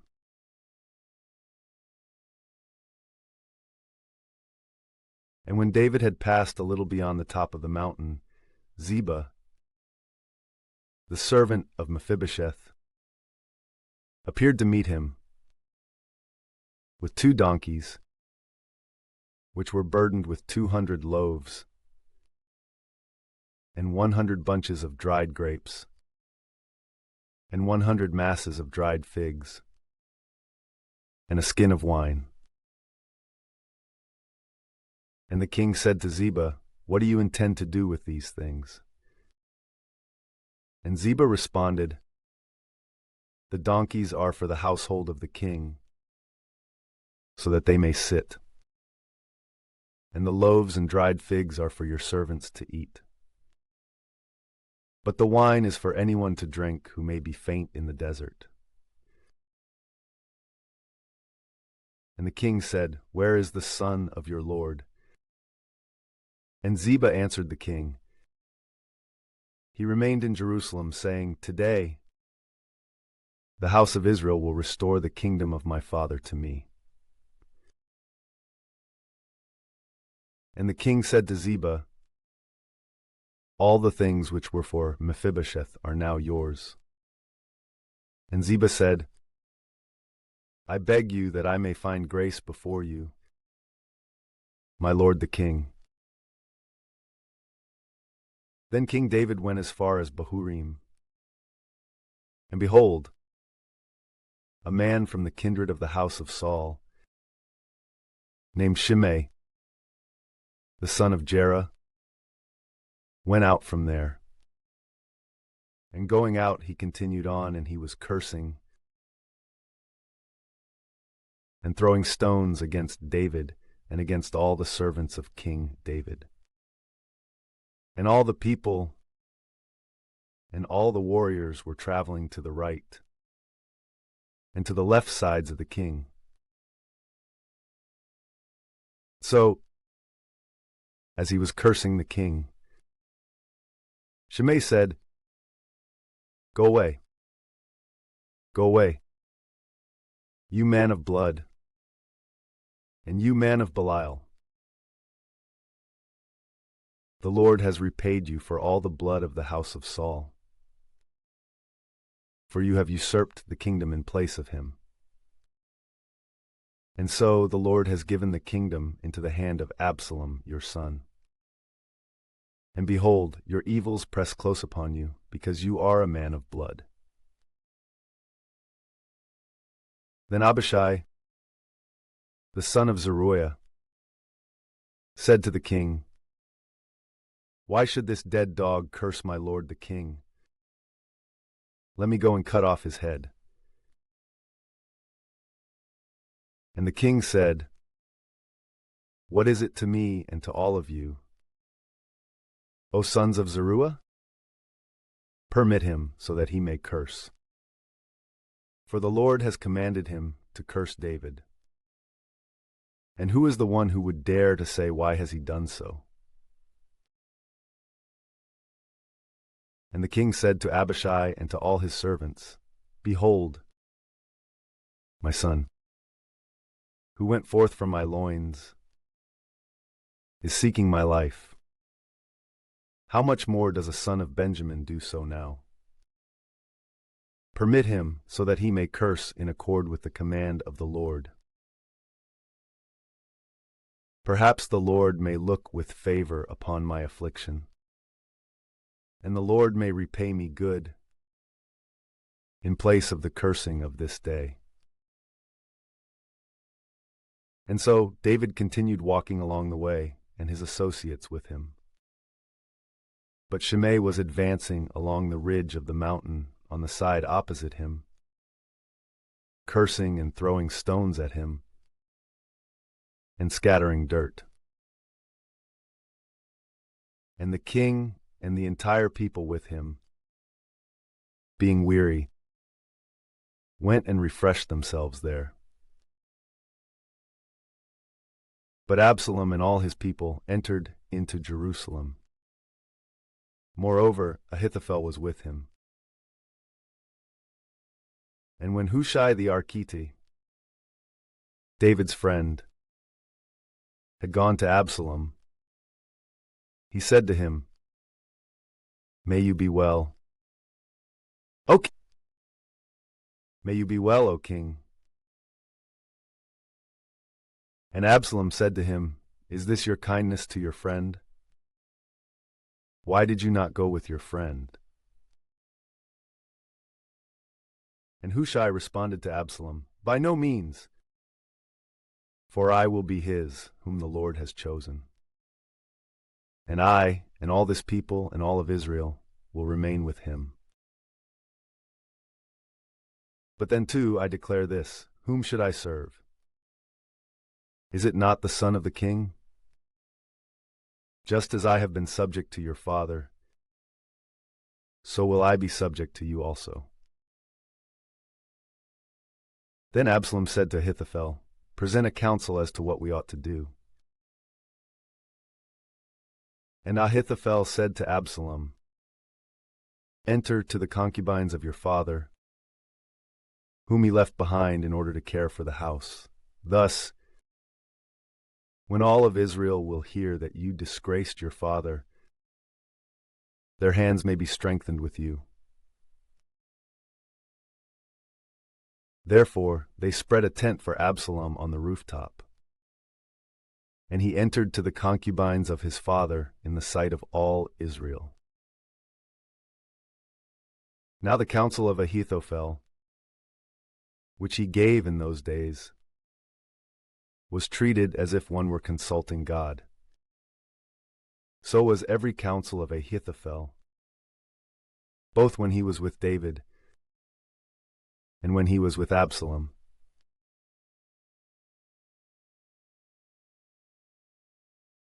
Then Ahithophel said to Absalom, I will choose for myself 12,000 men, and rising up, I will pursue David this night. And rushing against him, for he is weary and has weakened hands, I will strike him. And when all the people who are with him will have fled, I will strike down the king in isolation. And I will lead back the entire people, returning in the manner of one man. For you are seeking only one man, and all the people shall be in peace. And this word pleased Absalom and all those greater by birth of Israel. But Absalom said, Summon Hushai the Archite, and let us hear what he also may say. And when Hushai had gone to Absalom, Absalom said to him, Ahithophel has spoken a word in this manner. Should we do it or not? What counsel do you give? And Hushai said to Absalom, The counsel that Ahithophel has given at this time is not good. And again Hushai declared, You know your father, and the men who are with him, to be very strong and bitter in soul, comparable to a bear raging in the forest when her young have been taken away. Moreover, your father is a man of war, and so he will not live among the people. Perhaps now he hides in pits or in another place, wherever he wills. And if by chance, in the beginning, anyone may fall, whoever hears about it, no matter what he has heard, will say, There is a slaughter among the people who were following Absalom. And even the very strong, whose heart is like the heart of a lion, will be weakened out of fear. For all the people of Israel know your father to be a valiant man, and that all who are with him are robust. But this seems to me to be the right counsel. Let all of Israel be gathered to you, from Dan to Beersheba, like the sand of the sea which is innumerable, and you will be in their midst. And we shall rush against him in whatever place he will have been found. And we shall cover him as the dew usually falls upon the ground. And we shall not leave behind even one of the men who are with him. And if he will enter into any city, all of Israel shall encircle that city with ropes. And we will pull it into the torrent, so that there may not be found even one small stone from it. And Absalom, with all the men of Israel, said, The counsel of Hushai the Archite is better than the counsel of Ahithophel. So, by an act of the Lord, the useful counsel of Ahithophel was defeated, in order that the Lord might lead evil over Absalom. And Hushai said to the priests, Zadok and Abiathar, Ahithophel gave counsel to Absalom and to the elders of Israel in this and that manner, and I gave counsel in such and such a manner. Now therefore, send quickly, and report to David, saying, You shall not stay this night in the plains of the desert. Instead, without delay, go across. Otherwise the king may be engulfed, and all the people who are with him. But Jonathan and Ahimaaz remained beside the fountain of Rogel. And a handmaid went away and reported it to them. And they set out so that they might carry the report to King David. For they could not be seen nor enter into the city. But a certain young man saw them, and he revealed it to Absalom. Yet truly, they traveled quickly and entered into the house of a certain man in Bahurim, who had a well in his court, and they descended into it. Then a woman took and spread a covering over the mouth of the well, as if drying hulled barley. And so the matter was hidden. And when the servants of Absalom had entered into the house, they said to the woman, "Where is Ahimaaz and Jonathan?" And the woman responded to them, "They passed through hurriedly, after they had taken a little water. But those who were seeking them, when they had not found them, returned to Jerusalem. And when they had gone, they ascended from the well. And traveling, they reported to King David. And they said, "Rise up and go across the river quickly. For Ahithophel has given a counsel of this kind against you." Therefore David rose up, and all the people who were with him, and they crossed over the Jordan until first light. And not even one of them was left behind, who had not crossed over the river.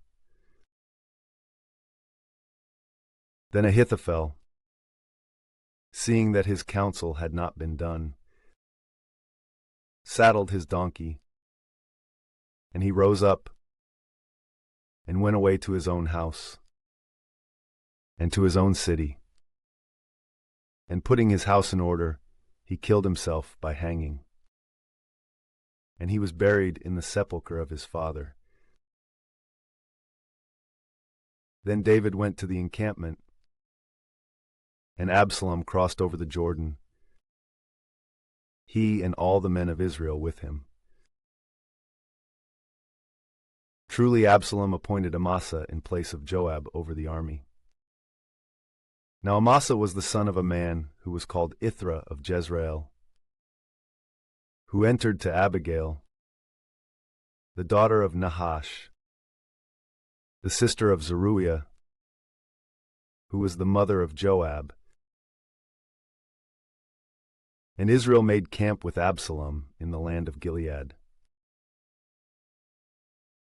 And when David had arrived at the encampment, Shobi, the son of Nahash, from Rabbah, of the sons of Ammon, and Mashir, the son of Amiel of Lodabar, and Barzillai, the Gileadite of Rogelim, brought to him bedding and tapestries and earthen vessels and wheat and barley and meal and cooked grain and beans and lentils and fried chickpeas and honey and butter, sheep and fattened calves. And they gave these to David and to the people who were with him to eat.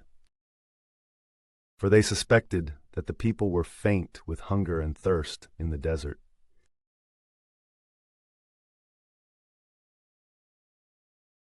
And so David, having reviewed his people, appointed over them tribunes and centurions. And he placed a third part of the people under the hand of Joab, and a third part under the hand of Abishai, the son of Zeruiah, the brother of Joab, and a third part under the hand of Ittai, who was from Gath. And the king said to the people, I too will go forth with you. And the people responded, You shall not go out. For if we flee, there will not be great concern in them for us. Or if 1/2 part of us will fall, they will not care much. For you are considered as 1 for 10,000. Therefore, it is better that you should be in the city to strengthen us. And the king said to them, I will do whatever seems good to you. Therefore the king stood beside the gate. And the people went out by their troops, by hundreds and by thousands. And the king ordered Joab and Abishai and Ittai, saying, Preserve for me the boy Absalom. And all the people heard the king commanding all the leaders on behalf of Absalom. And so the people departed into the field against Israel. And the battle took place in the forest of Ephraim. And the people of Israel were cut down in that place by the army of David. And a great slaughter occurred on that day, 20,000 men. Now the battle in that place was dispersed over the face of all the land. And there were many more of the people whom the forest had consumed than the sword had devoured on that day. Then it happened that Absalom, riding on a mule, met the servants of David. And when the mule had entered under a thick and large oak tree, his head became trapped in the oak. And while he was suspended between heaven and earth, the mule on which he had been sitting continued on. Then a certain one saw this and reported it to Joab, saying, I saw Absalom hanging from an oak. And Joab said to the man who had reported it to him, If you saw him, why did you not stab him to the ground? And I would have given you 10 shekels of silver and a belt. And he said to Joab, Even if you weighed out to my hands 1,000 silver coins, I would never lay my hands on the son of the king. For in our hearing the king ordered you and Abishai and Ittai, saying, Keep for me the boy Absalom. Then too, if I had acted with such audacity against my own life, this would never have been able to be hidden from the king. And would you then have stood by my side? And Joab said, It will not be as you wish. Instead, I will be assailing him in your sight. Then he took 3 lances in his hand, and he fixed them in the heart of Absalom. And while he was still clinging to life upon the oak, 10 young men, armor-bearers of Joab, ran up, and striking him, they killed him. Then Joab sounded the trumpet, and he held back the people, lest they pursue Israel in their flight, for he was willing to spare the multitude. And they took Absalom, and they threw him into a great pit in the forest. And they piled an exceedingly great heap of stones over him. But all of Israel fled to their own tents. Now Absalom had raised up for himself, when he was still alive, a monument which is in the valley of the king. For he said, I have no son, and so this shall be the memorial to my name. And he called the monument by his own name. And it is called the Hand of Absalom, even to this day. Then Ahimaaz, the son of Zadok, said, I will run and report to the king that the Lord has accomplished judgment for him from the hand of his enemies. And Joab said to him, You shall not be the messenger on this day. Instead, you shall report on another day. I am not willing for you to give the report today, because the son of the king is dead. Then Joab said to Hushai, Go and report to the king what you have seen. Hushai reverenced Joab, and he ran.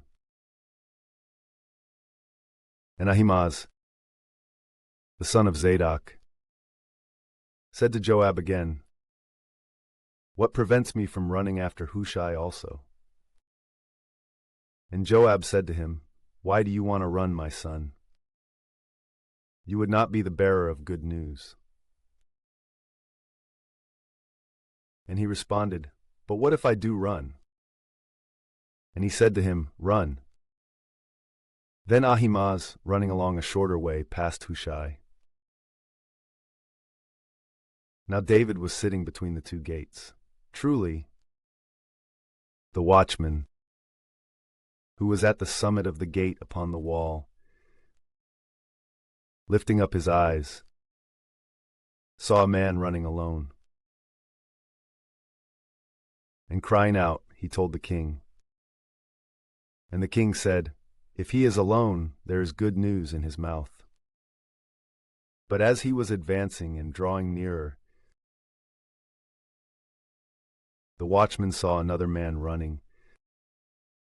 And so, crying out from the height, he said, Another man has appeared, running alone. And the king said, This one also is a good messenger. Then the watchman said, The running of the closest one seems like the running of Ahimaaz, the son of Zadok. And the king said, He is a good man, and he arrives bearing good news. Then Ahimaaz, crying out, said to the king, Be well, O king. And reverencing the king prone on the ground before him, he said, Blessed be the Lord your God, who has enclosed the men who had lifted up their hands against my lord the king. And the king said, Is there peace for the boy Absalom? And Ahimaaz said, I saw a great tumult, O king, when your servant Joab sent me, your servant. I know nothing else. And the king said to him, Pass and stand here. And when he had passed and stood still, Hushai appeared. And approaching, he said, I bear good news, my lord the king. For today the Lord has judged for you, from the hand of all who had risen up against you. But the king said to Hushai, Is there peace for the boy Absalom? And responding, Hushai said to him, May the enemies of my lord the king, and all who rise against him for evil, be as the boy is. And so the king, being greatly saddened, ascended to the upper room of the gate, and he wept. And as he went, he was speaking in this manner, My son Absalom! Absalom! Who can grant to me that I may die on your behalf? My son! My son!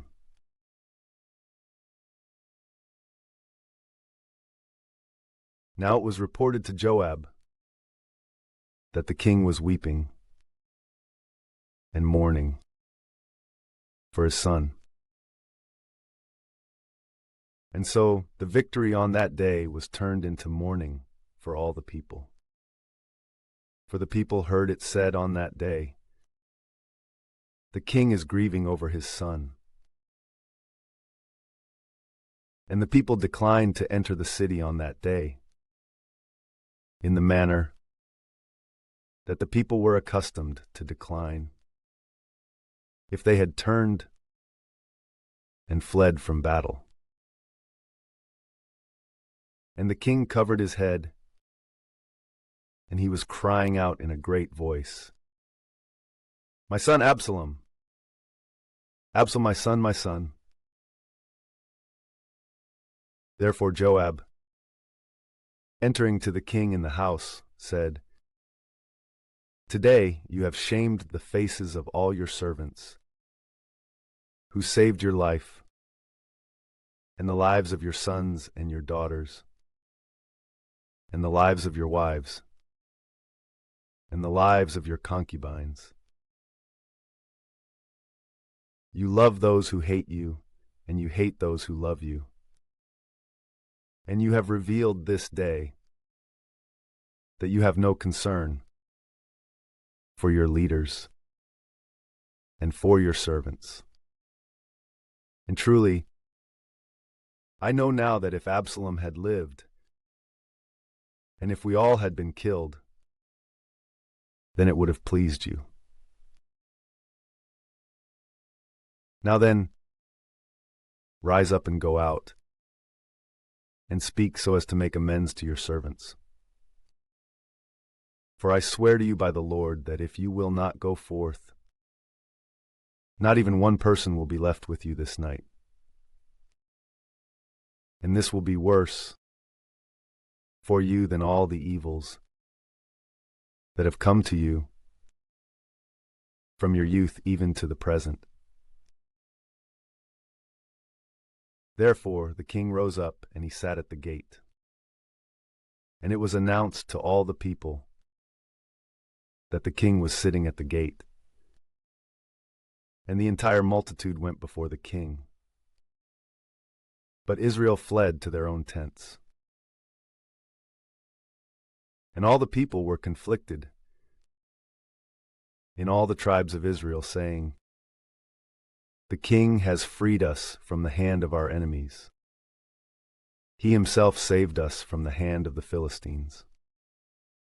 But now he flees from the land for the sake of Absalom. But Absalom, whom we anointed over us, has died in the war. How long will you be silent and not lead back the king?" Then truly, King David sent to Zadok and Abiathar, the priests, saying, "Speak to those greater by birth of Judah, saying, Why have you arrived last to lead back the king into his house?" For the talk in all of Israel had reached the king in his house. "You are my brothers, you are my bone and my flesh. Why are you the last to lead back the king?" And say to Amasa, "Are you not my bone and my flesh?"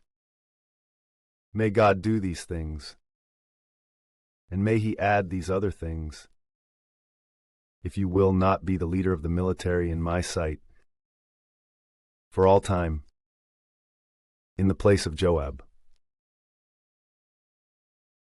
And he inclined the heart of all the men of Judah, as if one man. And they sent to the king, saying, "Return you and all your servants." And the king returned. And he went as far as the Jordan, and all of Judah went as far as Gilgal, so as to meet the king, and to lead him across the Jordan. And Shimei, the son of Gera, the son of Benjamin, from Bahurim, hurried and descended with the men of Judah to meet King David, with 1,000 men from Benjamin, and with Ziba, the servant from the house of Saul. And with him were his 15 sons and 20 servants. And going into the Jordan, they crossed the fords before the king, so that they might lead across the house of the king, and might act in accord with his order. Then Shimei, the son of Jerah, prostrating himself before the king after he had now gone across the Jordan, said to him, "May you not impute to me, my lord, the iniquity, nor call to mind the injuries of your servant in the day that you, my lord the king, departed from Jerusalem. And may you not store it up in your heart, O king. For as your servant I acknowledge my sin. And for this reason today I arrive as the first from all the house of Joseph, and I descend to meet my lord the king. Yet truly Abishai, the son of Zeruiah, responding said, Should not Shimei, because of these words, be killed, since he cursed the Christ of the Lord? And David said, What is it to me and to all of you, O sons of Zeruiah? Why are you acting toward me this day like Satan? Why should any man be put to death on this day in Israel? Or do you not know that today I have been made king over Israel? And the king said to Shimei, You shall not die. And he swore to him. And Mephibosheth, the son of Saul, descended to meet the king, with unwashed feet and uncut beard. And he had not washed his garments from the day that the king had departed, until the day of his return in peace. And when he had met the king at Jerusalem, the king said to him, Why did you not go with me, Mephibosheth?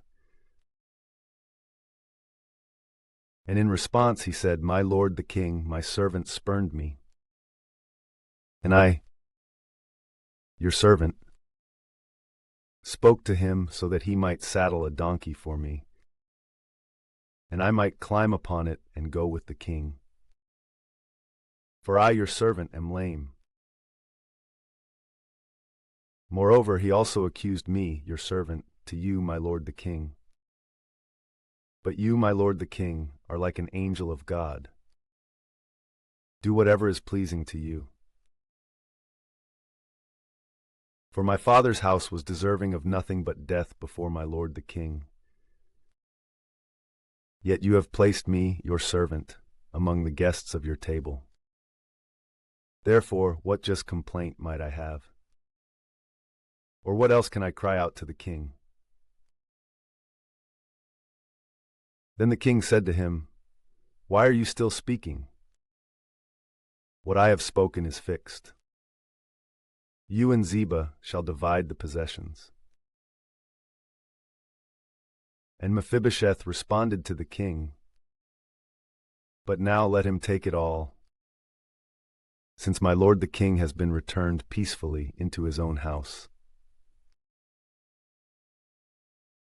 Likewise Barzillai the Gileadite, descending from Rogelim, led the king across the Jordan, having prepared also to follow him beyond the river. Now Barzillai the Gileadite was very old, that is 80 years old, and he provided the king with sustenance when he was staying at the encampment. For indeed he was an exceedingly rich man. And so the king said to Barzillai, Come with me, so that you may rest securely with me in Jerusalem. And Barzillai said to the king, How many days remain in the years of my life, that I should go up with the king to Jerusalem? Today I am 80 years old. Are my senses quick to discern sweet and bitter?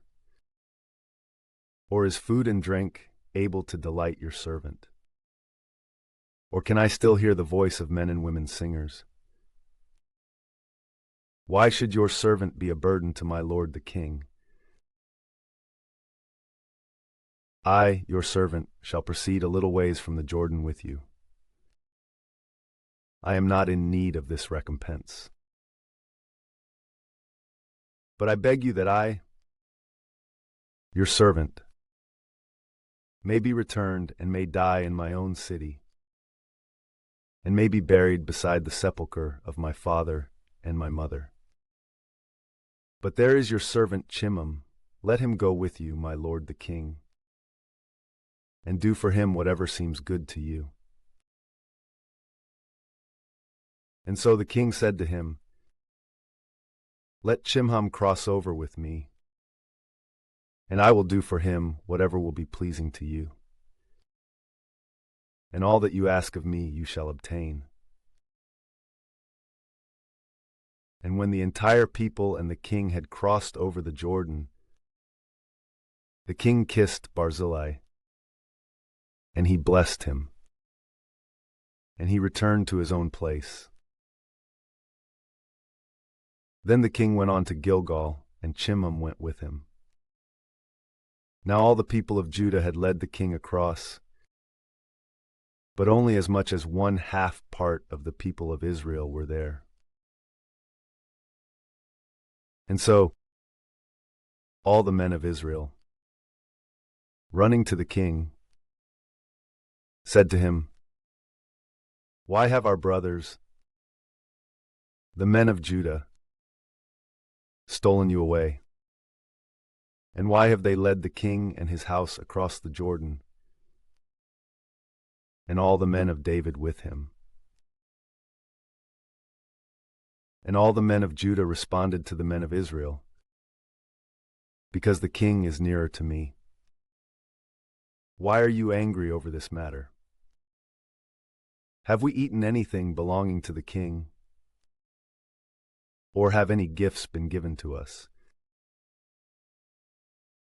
And the men of Israel responded to the men of Judah and said, I have the greater amount, 10 parts, with the king, and so David belongs to me more so than to you. Why have you caused me injury? And why was it not announced to me first, so that I might lead back my king? But the men of Judah answered more firmly than the men of Israel.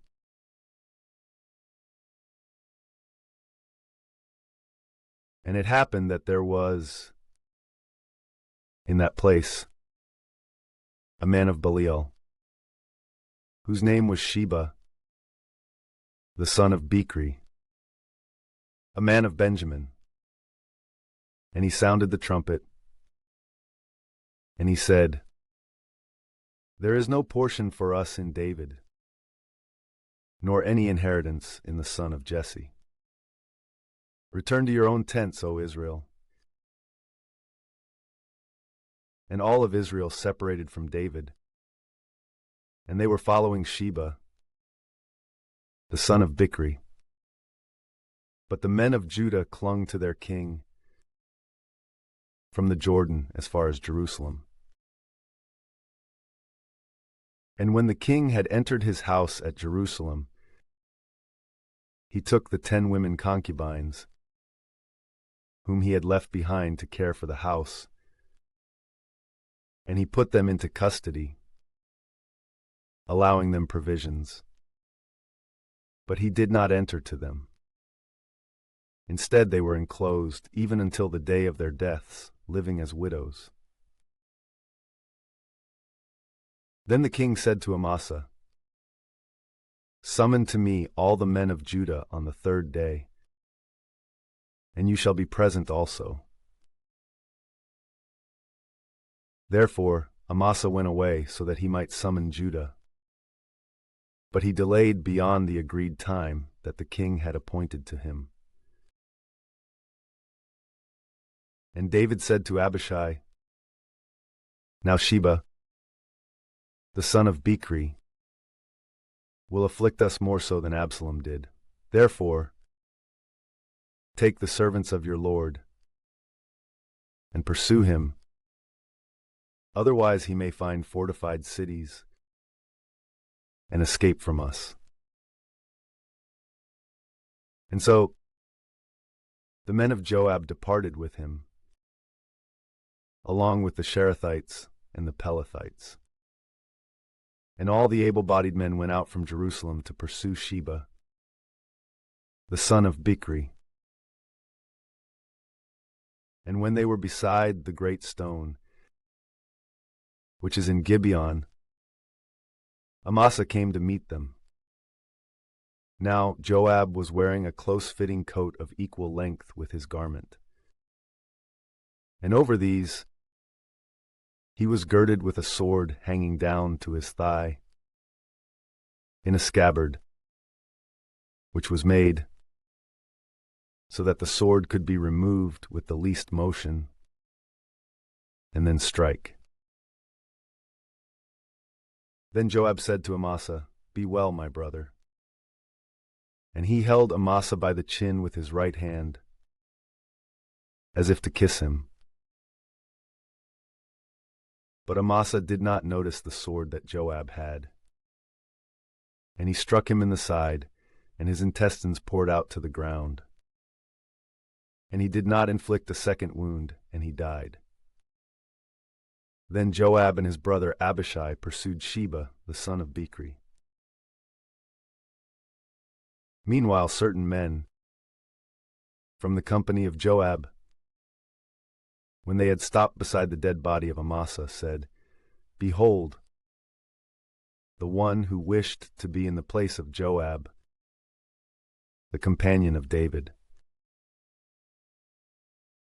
Now Amasa was covered with blood, and was lying in the middle of the road. A certain man saw this, with all the people standing nearby to look at him. And he removed Amasa from the road into a field. And he covered him with a garment, so that those passing by would not stop because of him. Then, when he had been removed from the road, all the men continued on, following Joab in the pursuit of Sheba, the son of Bichri. Now he had passed through all the tribes of Israel into Abel and Beth-maachah, and all the elect men had gathered together to him. And so they went and besieged him at Abel and Beth-maachah. And they surrounded the city with siege works, and the city was blockaded. Then the entire crowd who were with Joab strove to destroy the walls. And a wise woman exclaimed from the city, "Listen, listen," and say to Joab, "Draw near, and I will speak with you." And when he had drawn near to her, she said to him, "Are you Joab?" And he responded, "I am." And she spoke in this way to him, "Listen to the words of your handmaid." He responded, "I am listening."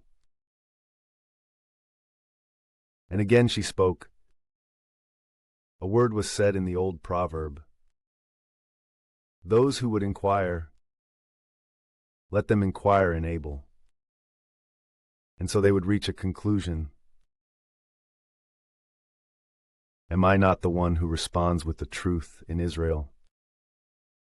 And yet you are seeking to overthrow the city and to overturn a mother in Israel. Why would you cast down the inheritance of the Lord? And responding, Joab said, May this be far from me. May I not cast down, and may I not demolish.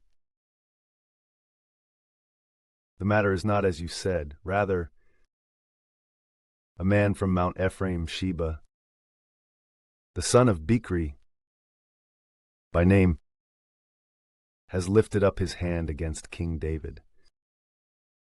Deliver him alone, and we will withdraw from the city. And the woman said to Joab, Behold, his head will be thrown down to you from the wall. Therefore she entered to all the people, and she spoke to them wisely. And they cut off the head of Sheba, the son of Bichri, and they threw it down to Joab. And he sounded the trumpet, and they withdrew from the city, each one to his own tent. But Joab returned to Jerusalem to the king. Thus Joab was over the entire army of Israel. And Benaiah, the son of Jehoiada, was over the Sarathites and Pelethites. Yet truly Adoram was over the tributes. And Jehoshaphat, the son of Ahilud, was the keeper of records. Now Sheba was the scribe, and truly Zadok and Abiathar were the priests. But Ira the Jairite was the priest of David.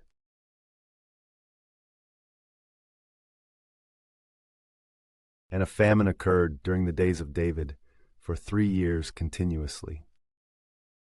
And David consulted the oracle of the Lord. And the Lord said, This is because of Saul and his house of bloodshed. For he killed the Gibeonites. Therefore the king, calling for the Gibeonites, spoke to them. Now the Gibeonites were not of the sons of Israel, but were the remnant of the Amorites. And the sons of Israel had sworn an oath to them. But Saul wished to strike them in zeal, as if on behalf of the sons of Israel and Judah. Therefore David said to the Gibeonites, What shall I do for you? And what shall be your satisfaction, so that you may bless the inheritance of the Lord? And the Gibeonites said to him, There is no quarrel for us over silver or gold, but against Saul and against his house. And we do not desire that any man of Israel be put to death. The king said to them, Then what do you wish that I should do for you? And they said to the king, The man who unjustly afflicted and oppressed us, we ought to destroy in such manner, that not even one of his stock may be left behind in all the parts of Israel.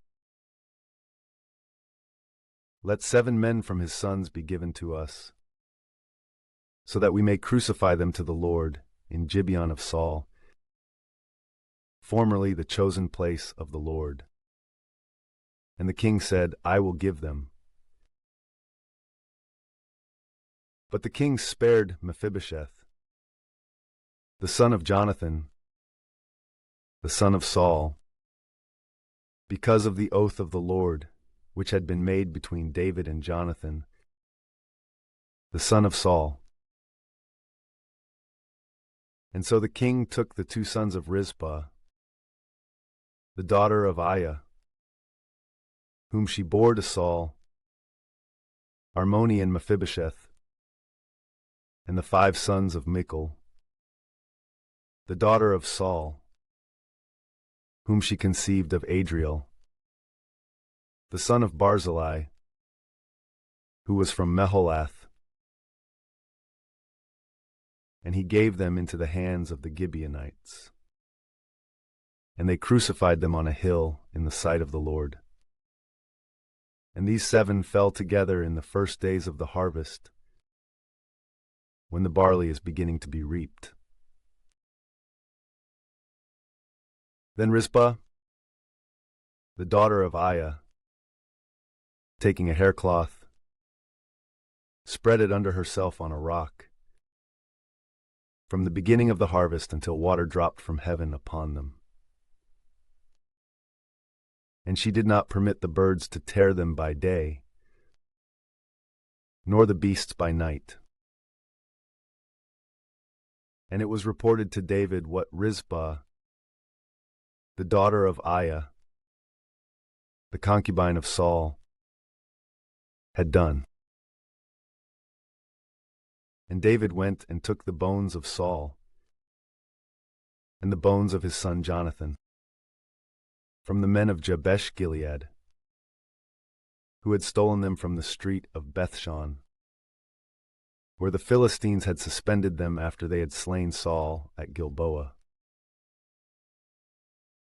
And he brought the bones of Saul and the bones of his son Jonathan from there.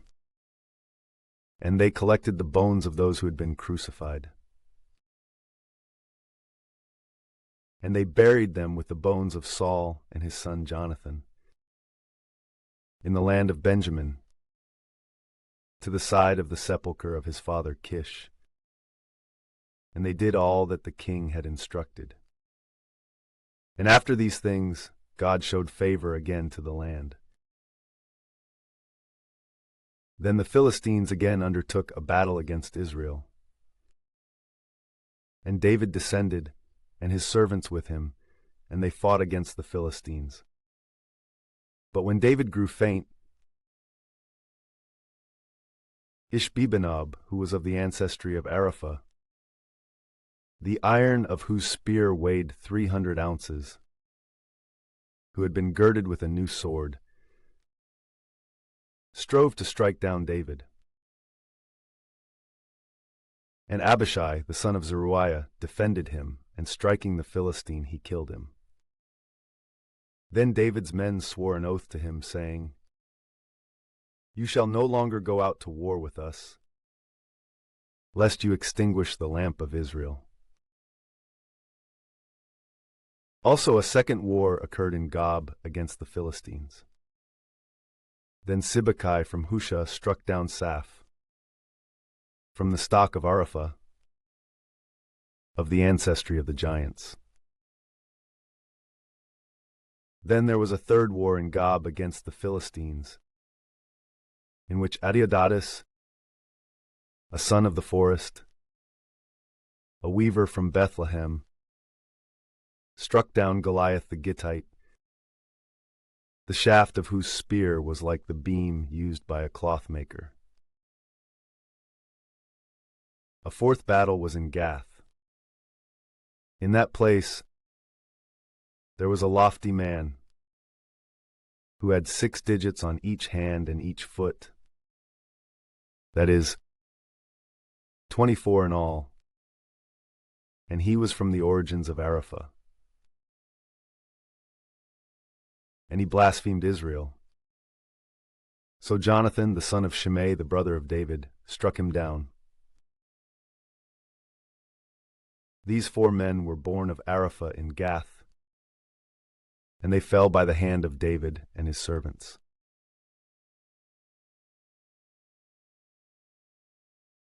And David spoke to the Lord the words of this verse, in the day that the Lord freed him from the hand of all his enemies, and from the hand of Saul. And he said, "The Lord is my rock and my strength and my Savior. I will hope in him. God is my strong one, my shield, and the horn of my salvation. He lifts me up, and he is my refreshment. You, O my Savior, will free me from iniquity. I will call upon the Lord, who is praiseworthy, and I will be saved from my enemies. For the pangs of death have encircled me. The torrents of Belial have terrified me. The ropes of hell have encompassed me. The snares of death have intercepted me. In my tribulation, I will call upon the Lord, and I will cry out to my God. And he will heed my voice from his temple, and my outcry will reach his ears. The earth was shaken, and it quaked. The foundations of the mountains were struck together and violently shaken. because he was angry with them. Smoke ascends from his nostrils, and fire from his mouth will devour. Coals have been kindled by it. He bent down the heavens, and it descended, and a fog was beneath his feet. And he climbed upon the cherubim, and he flew, and he slid upon the wings of the wind. He set darkness as a hiding place around himself, with waters sifted from the clouds of the heavens. By means of the brightness of his glance, coals of fire were kindled. The Lord will thunder from heaven, and the Most High will utter his voice. He shot arrows, and he scattered them, lightning, and he consumed them. And the overflow of the sea appeared, and the foundations of the globe were revealed. At the rebuke of the Lord, at the exhale of the breath of his fury. He sent from on high, and he took me up, and he drew me out of many waters. He freed me from my most powerful enemy, and from those who had hated me, for they were too strong for me. And the Lord became my firmament. And he led me out to a wide open place. He freed me because I was pleasing to him. The Lord will reward me according to my justice, and he will repay me according to the cleanness of my hands. For I have kept to the ways of the Lord, and I have not acted impiously before my God. For all his judgments are in my sight, and I have not removed his precepts from me. And I shall be perfect with him, and I shall guard myself from my own iniquity. And the Lord will recompense me according to my justice, and according to the cleanness of my hands in the sight of his eyes. With the Holy One, you will be holy, and with the Strong One, you will be perfect. With the Elect One, you will be elect, and with the Perverse One, you will be perverse. And you will bring to salvation the poor people, and you will humble the exalted with your eyes. For you are my lamp, O Lord, and you, O Lord, will illuminate my darkness. For in you I will run girded. In my God I will leap over the wall. God, his way is immaculate. The eloquence of the Lord is an exacting fire. He is the shield of all who hope in him. Who is God except the Lord? And who is strong except our God? God, he has girded me with fortitude, and he has made my way perfect, making my feet like the feet of the stag, and stationing me upon my exalted places, teaching my hands to do battle, and making my arms like a bow of brass. You have given me the shield of your salvation, and your mildness has multiplied me. You will enlarge my steps under me, and my ankles will not fail. I will pursue my enemies and crush them, and I will not turn back until I consume them. I will consume them and break them apart, so that they cannot rise up.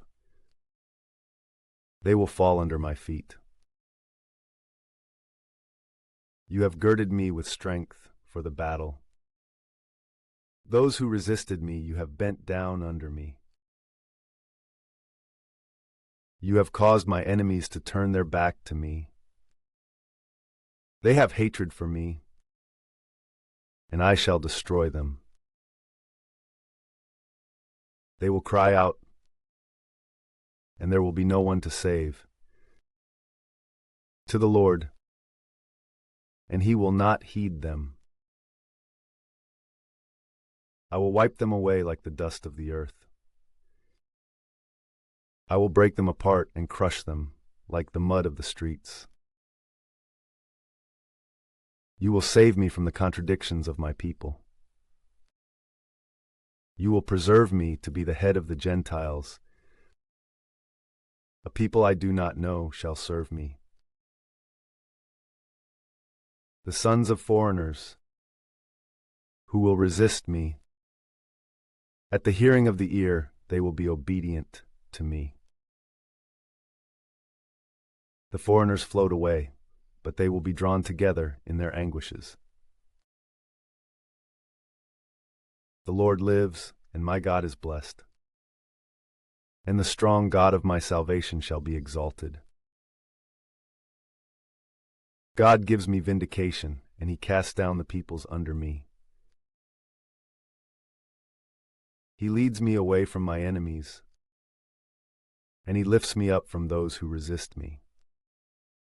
You will free me from the iniquitous man. Because of this, I will confess to you, O Lord, among the Gentiles, and I will sing to your name, magnifying the salvation of his King, and showing mercy to David, his Christ, and to his offspring forever.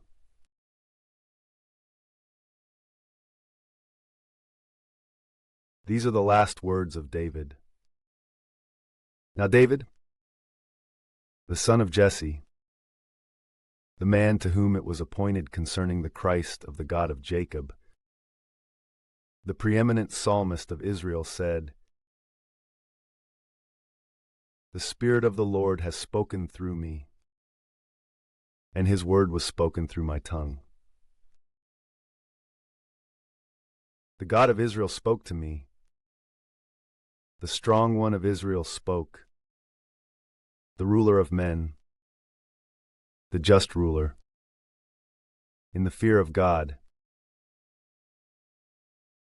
Like the first light of the morning as the sun is rising, when a morning without clouds glows red, and like plants springing forth from the earth after a rainfall. But my house is not so great with God, that he should undertake an eternal covenant with me, firm and fortified in all things. For he is the entirety of my salvation and the entirety of my will. And there is nothing of this which will not spring forth. But all prevaricators shall be plucked out like thorns, yet they are not taken away by hands.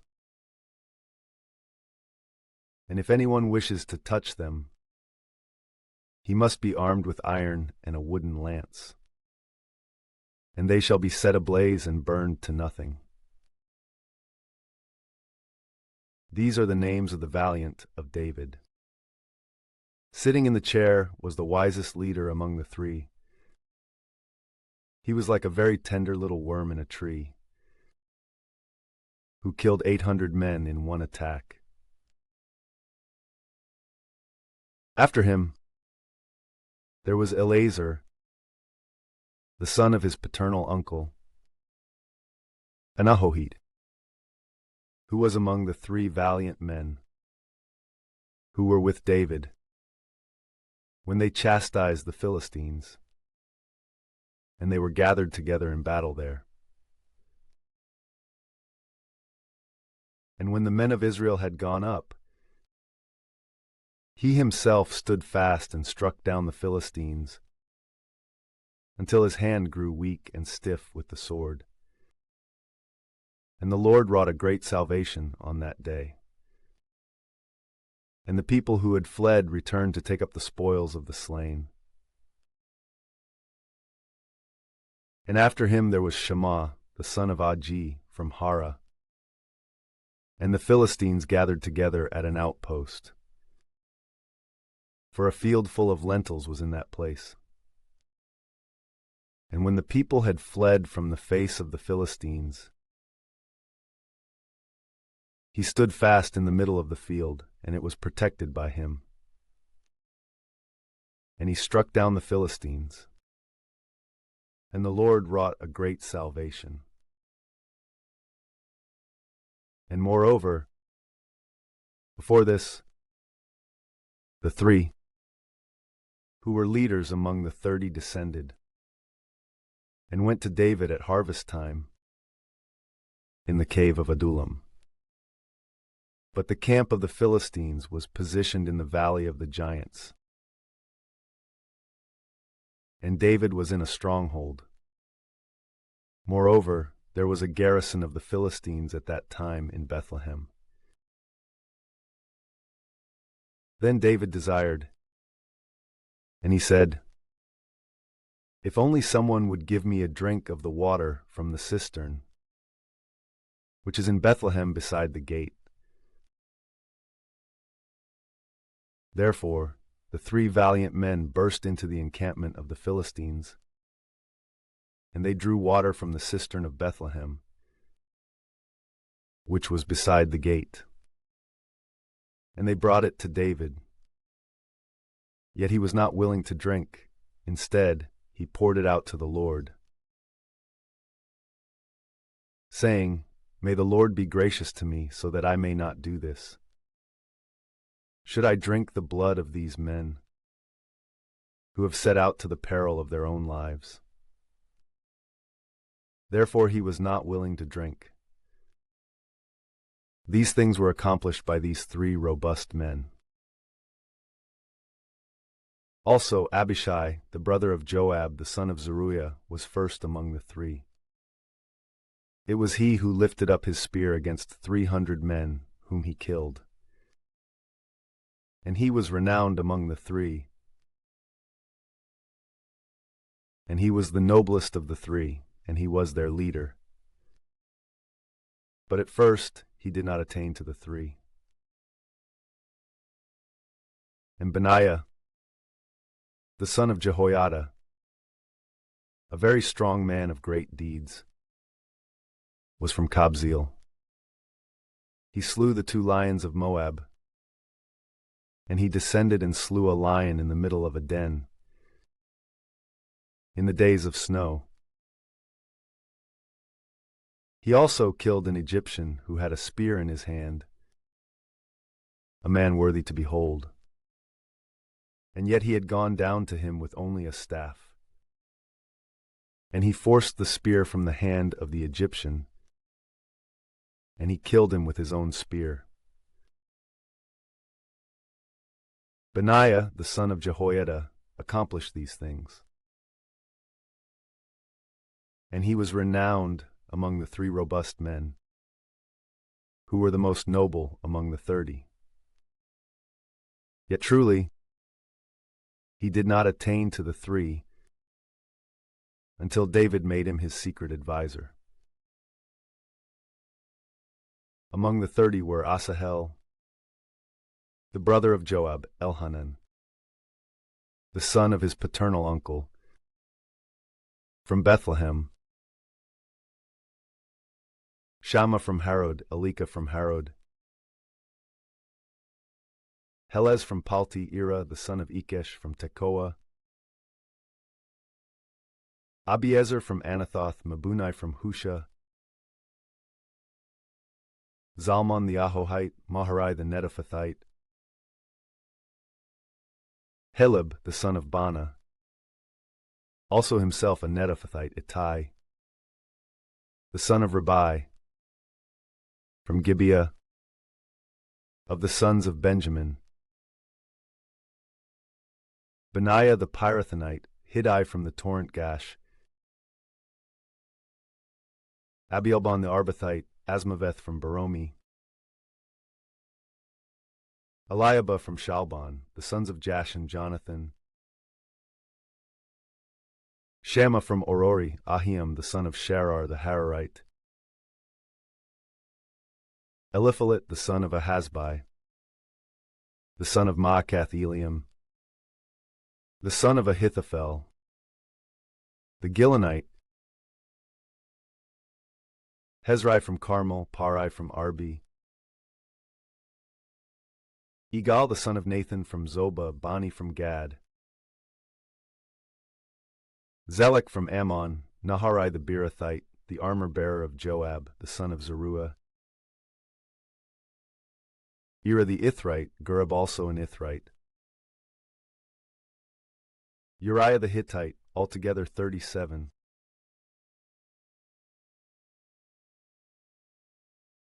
And the fury of the Lord was again kindled against Israel. And he stirred up David among them, saying, Go, number Israel and Judah. And the king said to Joab, the leader of his army, Travel through all the tribes of Israel, from Dan to Beersheba, and number the people, so that I may know their number. And Joab said to the king, May the Lord your God increase your people, who are already great in number, and may he again increase them 100-fold in the sight of my lord the king. But what does my lord the king intend for himself by this kind of thing? But the words of the king prevailed over the words of Joab and the leaders of the army. And the leaders of the military departed from the face of the king, so that they might number the people of Israel. And when they had passed across the Jordan, they arrived at Aroer, to the right of the city, which is in the valley of Gad. And they continued on through Jazer into Gilead and to the lower land of Hodsi. And they arrived in the woodlands of Dan. And going around beside Sidon, they passed near the walls of Tyre, and near all the land of the Hivite and the Canaanite. And they went into the south of Judah to Beersheba. And having inspected the entire land, after 9 months and 20 days, they were present in Jerusalem. Then Joab gave the number of the description of the people to the king. And there were found of Israel 800,000 able-bodied men, who might draw the sword, and of Judah 500,000 fighting men. Then the heart of David struck him, after the people were numbered. And David said to the Lord, I have sinned greatly in what I have done. But I pray that you, O Lord, may take away the iniquity of your servant. For I have acted very foolishly. And David rose up in the morning, and the word of the Lord went to Gad, the prophet and seer of David, saying, Go and say to David, Thus says the Lord, I present to you a choice of 3 things. Choose one of these, whichever you will, so that I may do it to you. And when Gad had gone to David, he announced it to him, saying, Either 7 years of famine will come to you in your land, or you will flee for 3 months from your adversaries, and they will pursue you. Or there will be a pestilence in your land for 3 days. Now then, deliberate and see what word I may respond to him who sent me. Then David said to Gad, I am in great anguish. But it is better that I should fall into the hands of the Lord, for his mercies are many, than into the hands of men. And the Lord sent a pestilence upon Israel from the morning until the appointed time. And there died of the people from Dan to Beersheba 70,000 men. And when the angel of the Lord had extended his hand over Jerusalem, so that he might destroy it, the Lord took pity on the affliction. And he said to the angel who was striking the people, It is enough. Hold back your hand now. And the angel of the Lord was beside the threshing floor of Araunah the Jebusite. And when he had seen the angel cutting down the people, David said to the Lord, I am the one who sinned. I have acted iniquitously. These ones who are the sheep, what have they done? I beg you, that your hand may be turned against me, and against my father's house.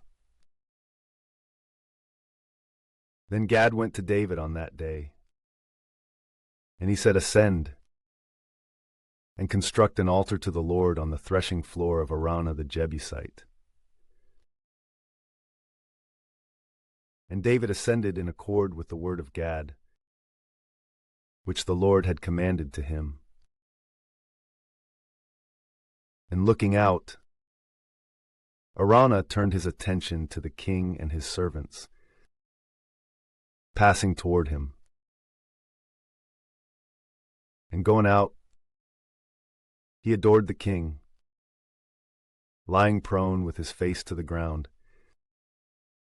And he said, What is the reason that my lord the king has come to his servant?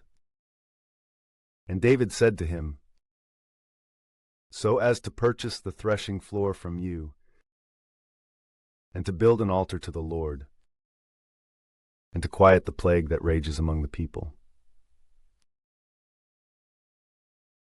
And Araunah said to David, May my lord the king offer and accept whatever is pleasing to him. You have oxen for a holocaust, and the cart and the yokes of the oxen to use for wood. All these things Araunah gave as a king to a king. And Araunah said to the king, May the Lord your God accept your vow. And in response the king said to him, It shall not be as you wish. Instead, I will purchase it from you at a price. For I will not offer to the Lord my God holocausts that cost nothing. Therefore David bought the threshing floor and the oxen for 50 shekels of silver. And in that place David built an altar to the Lord. And he offered holocausts and peace offerings. And the Lord was gracious to the land, and the plague was held back from Israel.